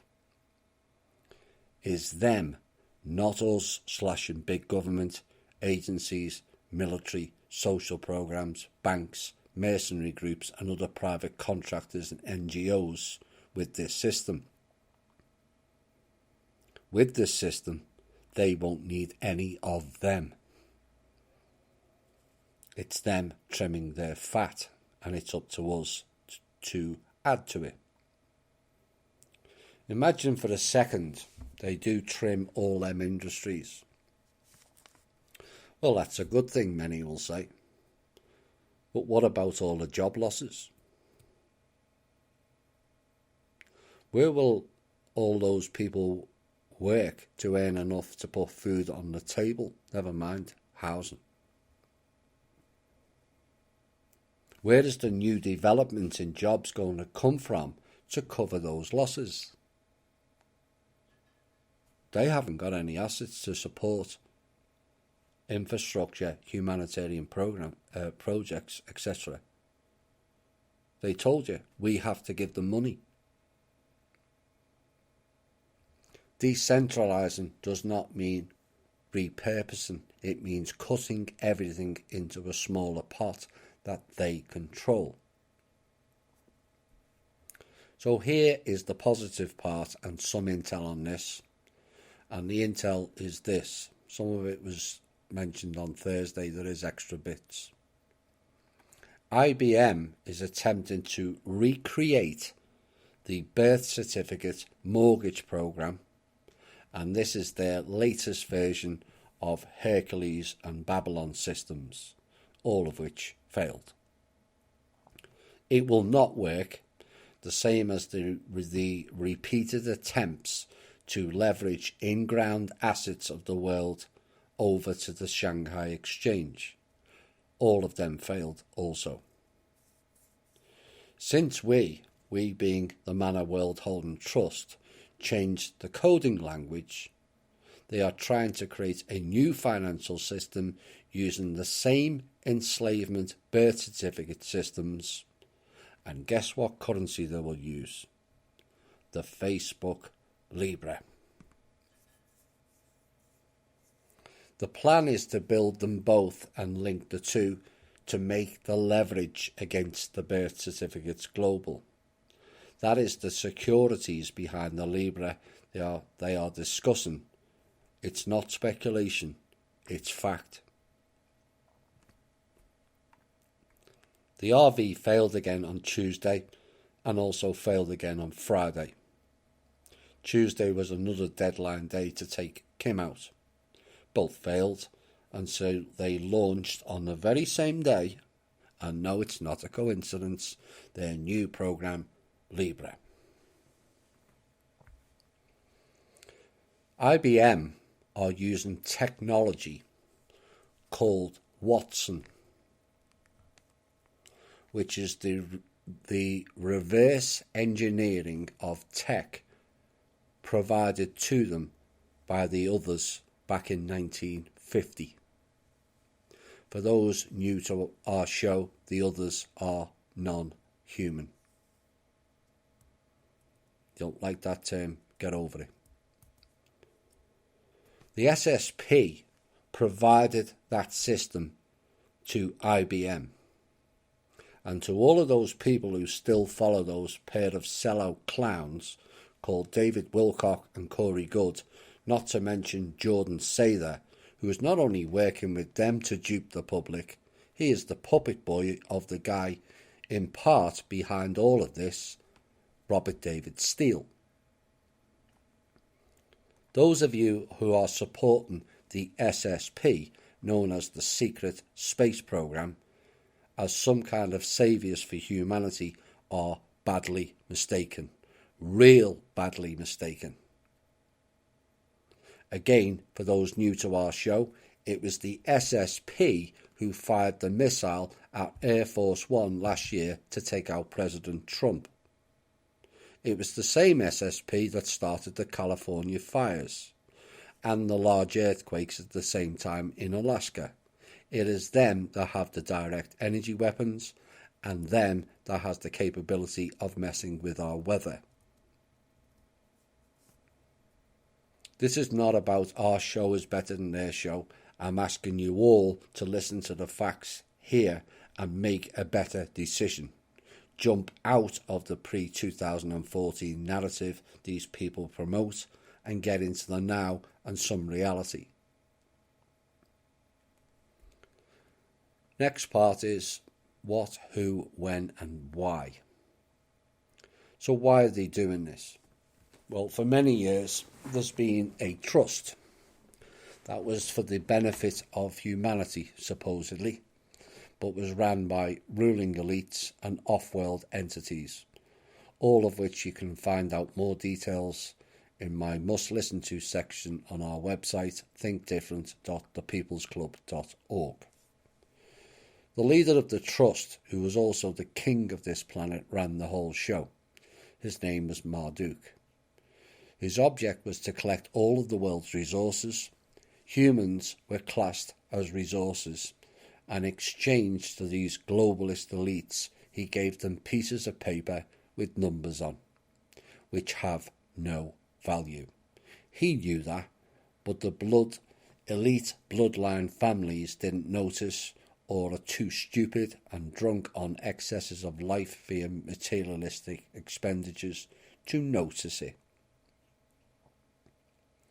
In exchange for those pieces of paper, Marduk, collected all the world's assets and deposited them into the trust. By 2007, he owned everything, and I mean everything. Every building, every country, every resource. Now that he had everything, he started going into the final phase of the program, the elimination of humanity. Yes, you heard that right. And he pulled the plug on the trust money altogether. You see, it wasn't just us they were going to wipe out, it was the fake elites also, which they're having a great deal of difficulty understanding or comprehending. Tough shit. Leading to a global financial collapse, and no matter which expert or politician tells you that we've come out of that financial collapse, they're lying. We haven't and won't until some more brave people step forward, join us and change the game, with the support and backing with real assets of the Manor World Holding Trust. Their 2002 end of humanity deadline failed. Marduk gave them another 5 years to complete it. That failed. Common theme that now for them, isn't it? Fail, fail, fail. But the trust contract, which was hundreds if not thousands of years old, ran out in September of 2012 anyway. At this point, an unknown woman to us, unknown to her as well, who worked with Marduk, oblivious as to who he was, and also worked with Putin, because he was the Pindar then, due to her financial background. She was approached to take over the running of the trust based solely on her DNA being as close to all other humans' DNA as possible, to then take over and run the trust. She then went into quite a steep learning curve of life to undertake, oblivious to many of the things that were covered in our shows and many others. Whilst looking through the trust, she found large discrepancies in the books, backdoors in banks, multinational groups siphoning funds on every transaction was all found. The trust originally contained 6,500 separate trusts, and no, one of them was not named Saint Germain. It doesn't exist, period. Which was used for all kinds of nefarious purposes. Some of the trust funds were political assassinations. You have no idea. Kim rolled them all into one trust and called it the Manor World Holding Trust, and designated it to all to return to humanity. All of it. Not to the so-called elites, royalty or fake family bloodlines, but back to the people. It was those people and their thirst for wealth, greed and power are the reason that we nearly lost everything on this planet. The trust is to be dispersed when the clowns stop blocking it, for full-on humanitarian development, infrastructure and new technology dispersal, of which several patents of them are contained and owned within the trust. In 2016, she contacted me to help her and start a foundation called the People's Club, and we have been working together on several projects since, not just the financial aspect either, things way beyond that level. On the financial level with Kim, having identified several issues within the trust and the entire banking system, we undertook to clean the whole thing up and essentially strip it bare and replace it with programs that were fair, transparent and to clean it all. Except those clowns don't want that. We removed several thousand backdoor links to the banks, over 30,000 actually, and to banks and people's accounts, which unveiled organisations like the CIA, FBI, IRS, NSA, the UN, governments and various subsidiary departments, academic institutions, Silicon Valley, the military, all branches and the SSP were all involved in it. All had access to your accounts. That all got stripped away, access denied, and was all cleaned up. The original system was a front side of banking, which the public accesses, and a secret private backside of the bank access into every bank. That back system was controlled by these clowns. Well, it actually was controlled by Marduk and the Rothschilds and the Pindar. Only they had access to the backside of the bank. The same applies to Wall Street. There is a public trading and a private trading. Private is where all the real trades goes on. That private trading platform is rigged by 4 to 7 seconds ahead of the public one. Oops. So they get in with their algorithm machines and pluck all the biggest deals out. So they get to make the big deals before the public or the traders are even aware of them. The backside, known as the black screens and the codes, has now all been stripped out, and access is only approved by the trustee, which is Kim. Only she now has the codes to use that banking system, so that avenue was also cut off to them. The next clean-up was in every central and high street bank globally. They installed a mini bank called clearance accounts, so all your checks, wires and transfers were all held deliberately in this side account, which they leveraged, there's that term again, leveraged off it on stock market exchanges via rigged markets. So they were making money off it. And eventually they cleared your money after 3 to 7 days and sometimes longer. This is why you had to wait to clear checks. The reality is you didn't have to wait at all. They imposed that on you. A check is live cashing the minute someone signs it. The 3 to 7 days wait is them using it in backdoor deals and leveraging. The day we shut down the clearance accounts and transferred all of the money in those accounts direct to the recipients, there was 180 billion in those clearance accounts.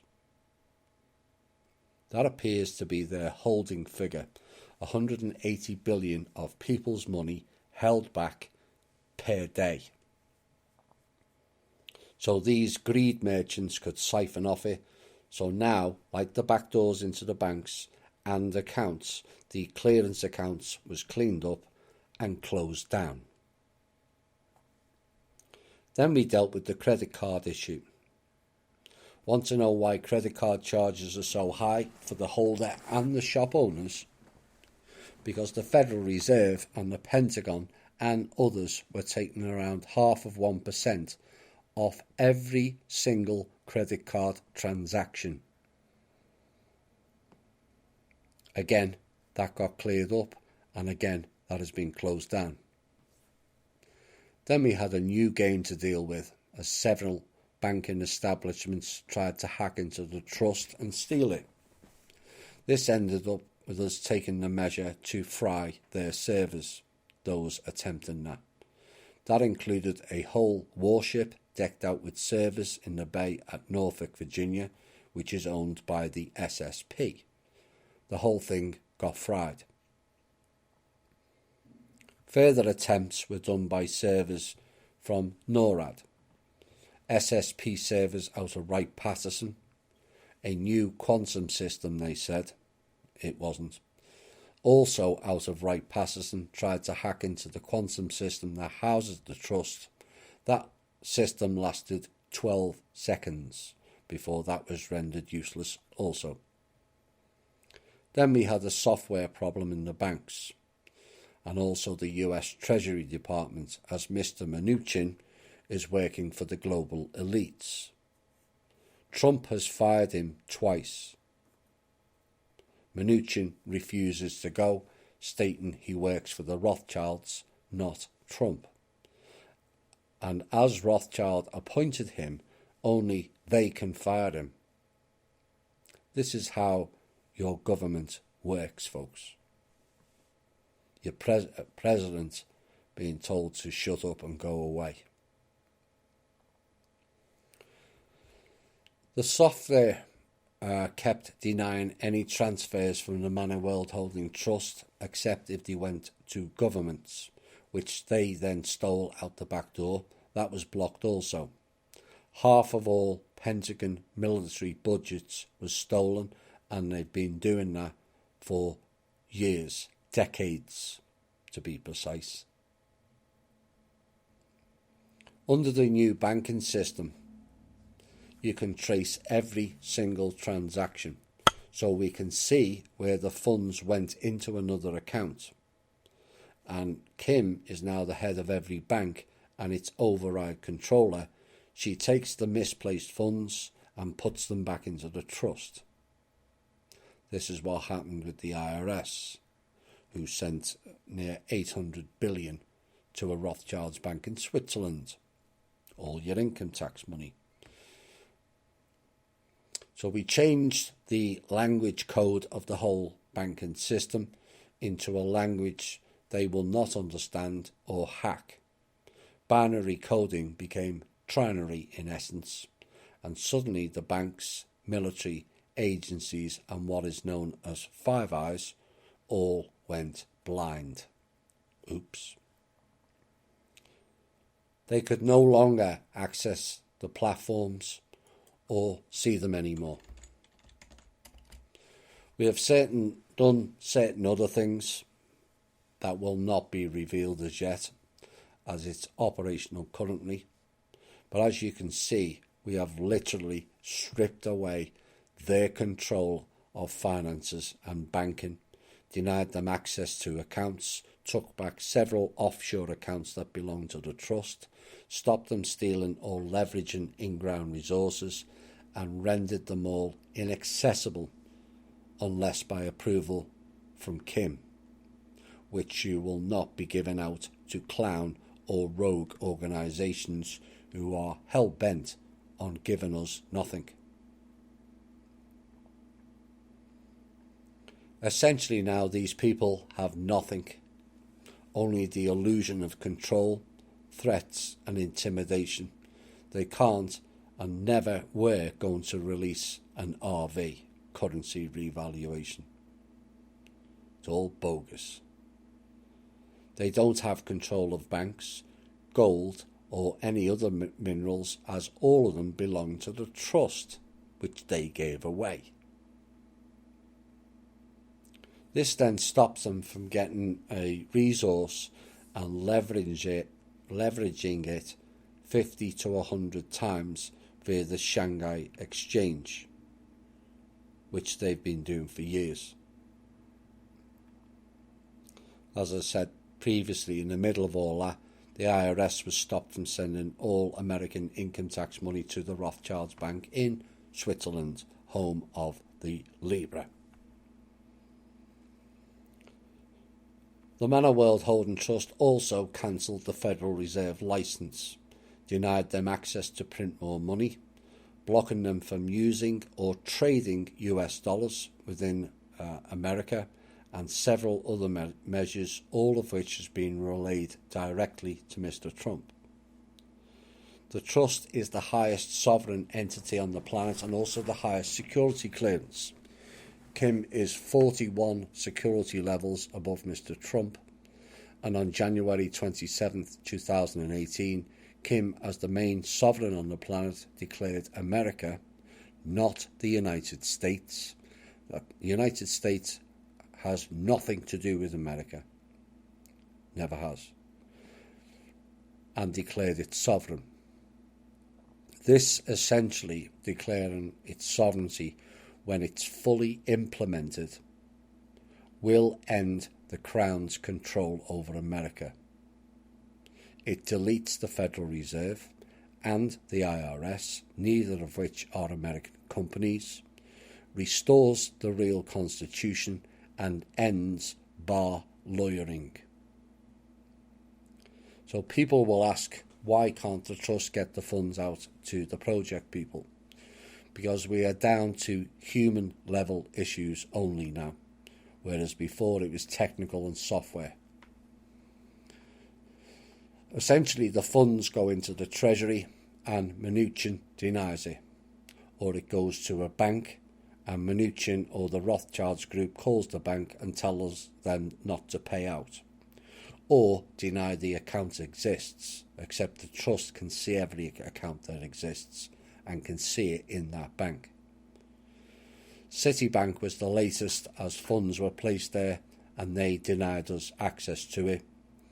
Rest assured they will pay heavily for that interaction. So as you can see, they've had everything taken off them. Denied access to funds that don't belong to them.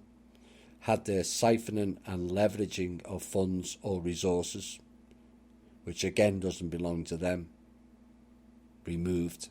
And they are stuck with a new system that will not allow them to launder or transfer money to fake accounts or print out fake notes or new notes with duplicate allocation numbers on them. They got swiped by the trust also. And this is why the Rothschilds in particular, although they are not the only elite family to be doing this, are doing fire sales every few months to keep afloat.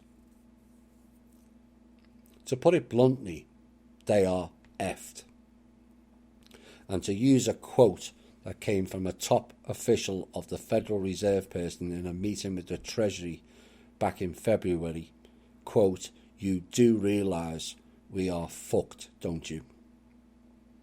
Unquote. So they were left with no option but to find another system, platform and mode of transferring that they control, and this Libra is it.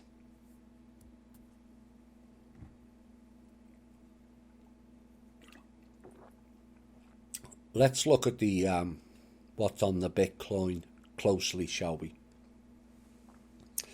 A large B on the front with 2 nodes on the top and 2 nodes on the bottom is the central figure on the coin. The B stands for Bitcoin, right? Look closely again. It is a 13. Made to look like a B. The 13 black nobility families, the 13 covens, the 13 parents who ran the covens, the 13 bloodline families, and the 13 colonies of America owned by the Crown. Oops. On the back of that Bitcoin is essentially a processing chip. I wonder what that symbolises. Above the B, or 13, the 2 nodes represents the Twin Towers, or more pertinently, Joachim and Boaz. It is at the top and at the bottom, as above, so below. What is real, what is cloned. Their symbolism, now that we are aware of it, gives them away.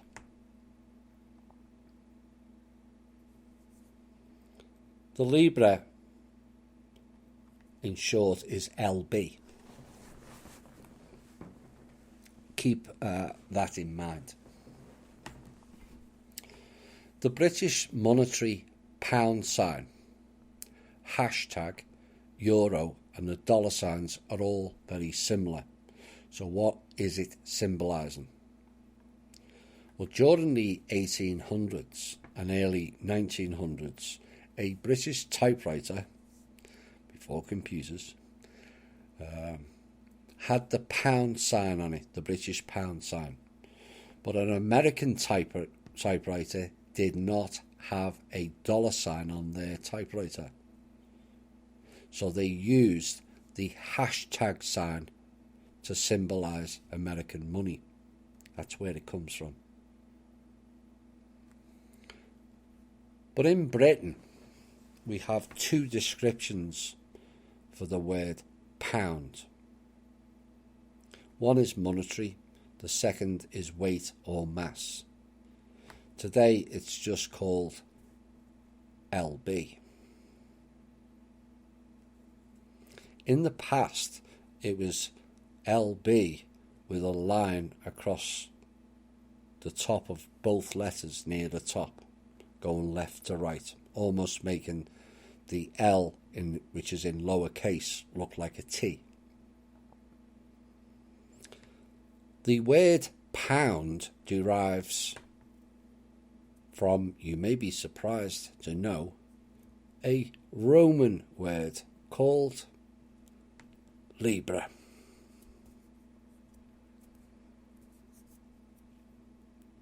The ancient Roman units of measurement were largely built on the Hellenic system, which in turn was built upon Egyptian and Mesopotamian influences. In other words, the cult of Ra and the Sumerian gods again. For those of you familiar with my From Russia with Love series will know that all too well. The final battle of light and dark has now been declared, and it's up to us to fix it. We are in the clean-up phase, and we really are now in the... Hi all, the final piece of tonight's show, the conclusion, and some future thinking, which I keep asking our members to do. It's important. You know, people will be concerned about the safety and security of their finances, but this goes way beyond finances.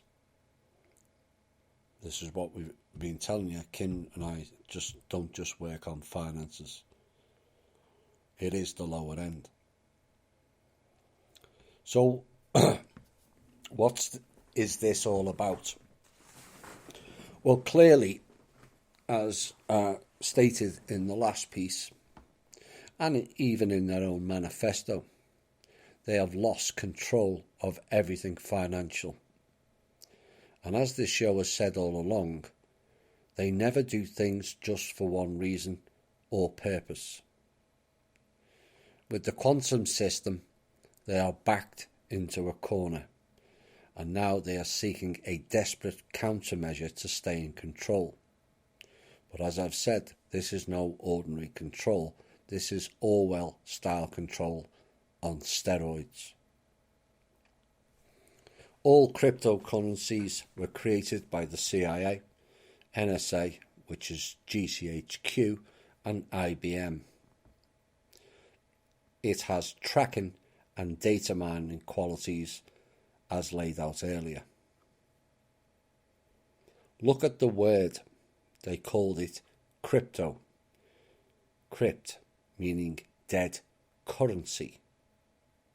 Why? Because it's for dead people.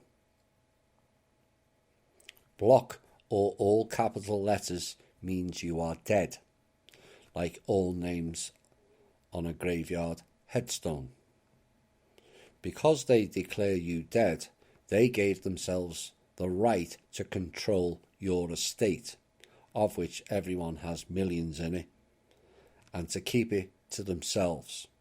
This was done by the control of your birth certificates, which they're trying to leverage again. We will stop that. It has been launched now as a tester to see how far they'll get with it. They don't have the funding to do this and will rely on the people to hand over cash in exchange for their tokens, which they store for you in your digital wallet, but it's not yours. They control it, as they said. Once you have your digital wallet, they will add in all the data mining collection files they have on all of us into your wallet database. All your social media, medical records, purchases, phone calls, texts, and also your voice recording for those stupid enough to buy Alexa machines. They then, as they stated earlier, have a whole digital version of you, which is then open for cloning. Think about that for a second. As more jump on board, if they go ahead with this, there will be less and less cash available to the public, which then forces other people to have to get on board in a panic move, the herd mentality. We then head into a cashless society, which many think will be a great idea, but then it can't be stolen, or the dreaded word again, convenience. Oh dear. But what happened to the millions of bitcoins on the accounts in Canada? Let's have a reminder, shall we? The death of a Canadian entrepreneur has left a huge stash of cryptocurrencies locked off from the people who own them. Quadriga, Canada's biggest cryptocurrency exchange, said it's unable to gain access to the $145 million worth of Bitcoin and other digital assets after Gerald Cotton, its 30-year-old CEO and co-founder, died of complications arising from Crohn's disease while travelling in India. Many of the digital currencies held by Quadriga are stored offline in accounts known as cold wallets. Yeah, they freeze you out, is what they're saying. According to them, it's a way of protecting them from hackers. Right. And Cotton was the only person with access to all those wallets. A case of, oh dear, we're sorry that happened, but we can't get your fresh air tokens back now. This is beyond stupid in overview, and it is retardation on a massive scale. Take yourself back 30 years for the internet, mobile phones, unless you had a huge brick. Imagine a bank manager or bank official 30 years ago knocking on your door and saying, here's a new banking program. We will take your dollars you've got in the bank off you, and in exchange give you some credits that is stored in your landline phone.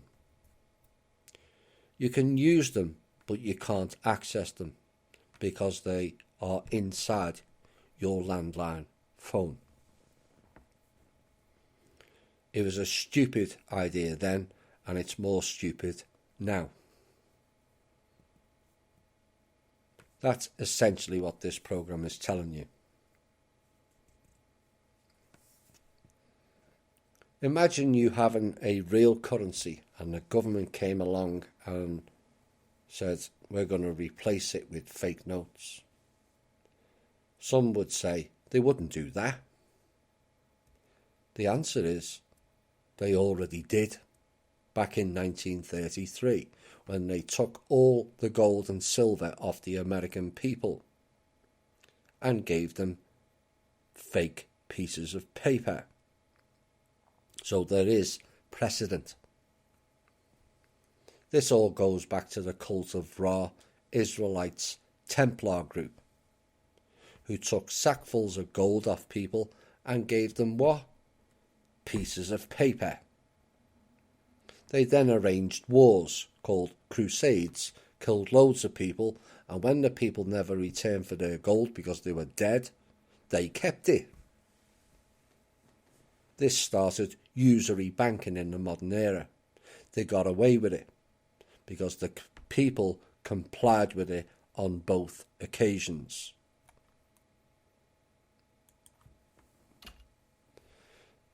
This is what has happened with money in general. It's become a new god, and people do the most ridiculous things ever in pursuit of it and riches. They literally lose all basic moral and common sense. But there is a more an even more dangerous element to this program. If we become cashless and they control access to it, your social media also, and everything else of your life. What if they decide they're going to start banning things? What if they decide you can't buy drugs? Some people like pot, but suddenly it's denied. Or they decided to ban cigarettes or cigars or pipes. With no cash and no access, those purchases would be rendered obsolete permanently. What about alcohol? Say they ban that again. They've done it before in America. Or they decide only certain classes of people can purchase those items, which at this point will not be in pounds, dollars, euros, or even bitcoins, but credits. And those credits are based on a new class system. What if your credits don't allow you access to the internet? Because they control the Skynet. They can then make researching obsolete, decide alternative media is banned, force you to watch their news, propaganda, follow the New World Order, or we deny you access to your computer, as we will take all your credits off you. Whereby studying old books, which they will decide whether it's useful or not, will become a punishable offence. Not voting for the right fascist Orwellian leader will cost you credits or jail. These are things you have to ponder on, of what they can do with that system and that control. Go and watch the series Continuum. It covers some of it early on what they are planning. So say you decide not to vote, drink illegally, or do something else that they've banned or you no longer have control of, and they suddenly class you as a terrorist, of which they decide your fate. And their juries, which will not be going into courtrooms, it'll all be done over phones, they'll just press delete on your wallet. With no recall, no way to live, nothing. A press of a button. Someone in a higher position decides, I don't like that person, delete. What are you going to do? Where are you going to get your fresh air tokens from? Don't think these scenarios are possible? That they won't do that? If your answer is no, they wouldn't do that, clearly you're not thinking straight. They have poisoned, bombed, starved and killed billions of people without a single shred of emotion. Think different. But then we come to the reverse side of the Bitcoin, and it resembles a processing chip or a microchip. After a while of using your phone or tablet to access your wallet, they will introduce the next stage. We'll all receive messages like we have from Microsoft. We are phasing this out. We're going to phase phones out, and you will be given access to volunteer for a chip. The stupid will rush up in line because it's no longer convenient, that word again, to just use their phones. That takes all of 30 seconds to do that transaction, and the chip will provide it in a few seconds, so they think they save time. Convenience has been the ruination of us for the past 2 generations, I might add. They then turn it into a class-based system. Why would it be any different? Whereby the ones who have chips, because they've volunteered, are then deemed to be cool.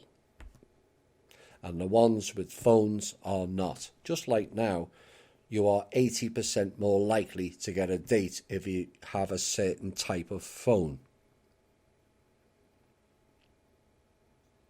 The ones with chips will also be seduced with extra credits as a seducement to go into the program.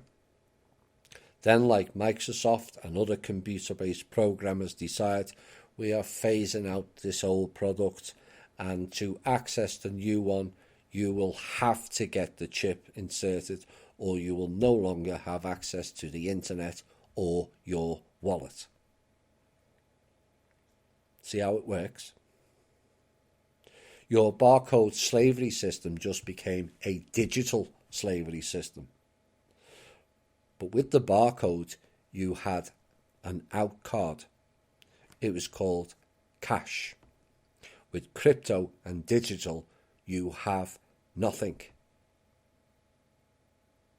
If they decide to do population control, which they have done several times, it will be also easy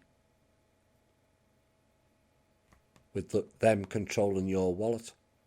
All they have to do is press delete on your wallet, and that's you finished.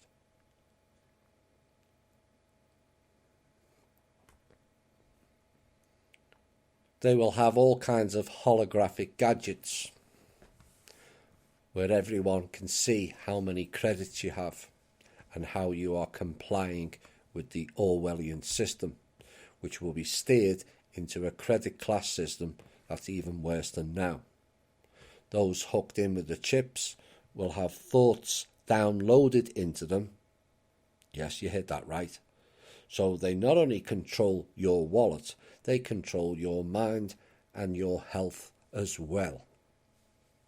Yes, those chips have that capability. And remember, they will have everything you do on record 24/7. So there you have it. It's all in your face. If you still think this crypto is bucking the system after this show, you cannot be helped. And I wish you good luck with your digital, robotized slavery suit. But a word of caution, I hope you stay on the right side of them, because if you don't, they will delete your account and subsequently you. I hope this presentation shocks you. It needs to. But more importantly, makes you stop and think what this all entails. The lure of riches in expense for the death of humanity. Cast into a world of total tyranny that would make the current mode look distinctly pleasant.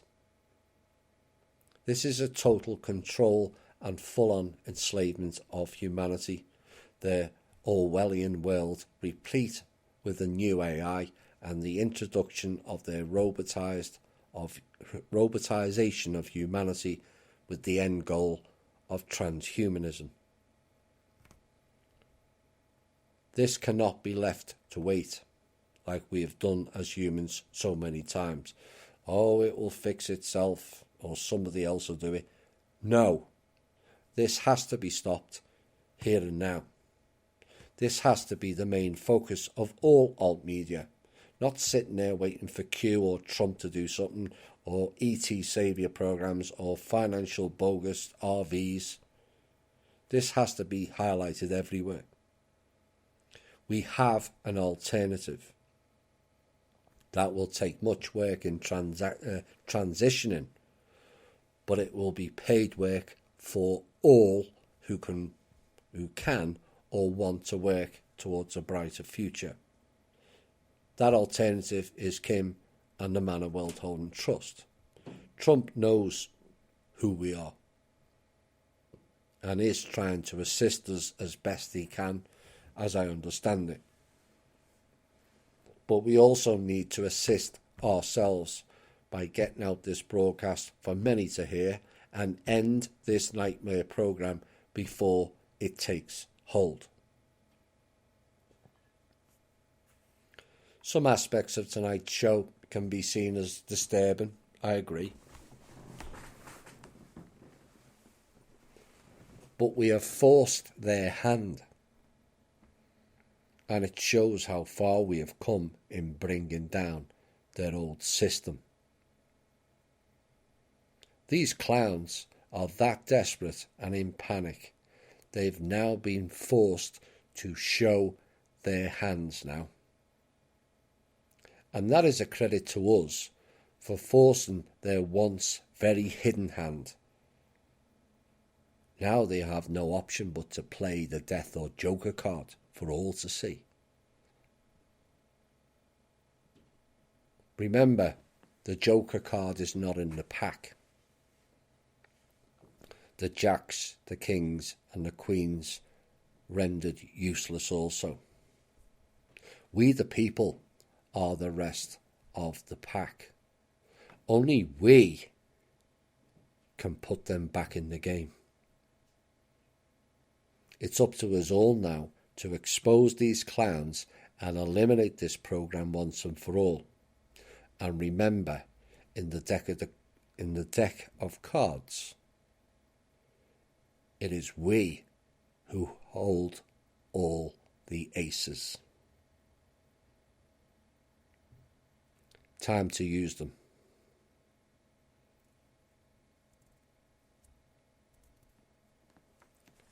We will end tonight's show with 2 songs as a reminder to us all. We need to focus. They've shown their hand for the first time in history. Let's cut it off. This has been the Truth, Honour and Integrity Show. My name's Thomas Williams. Bye for now.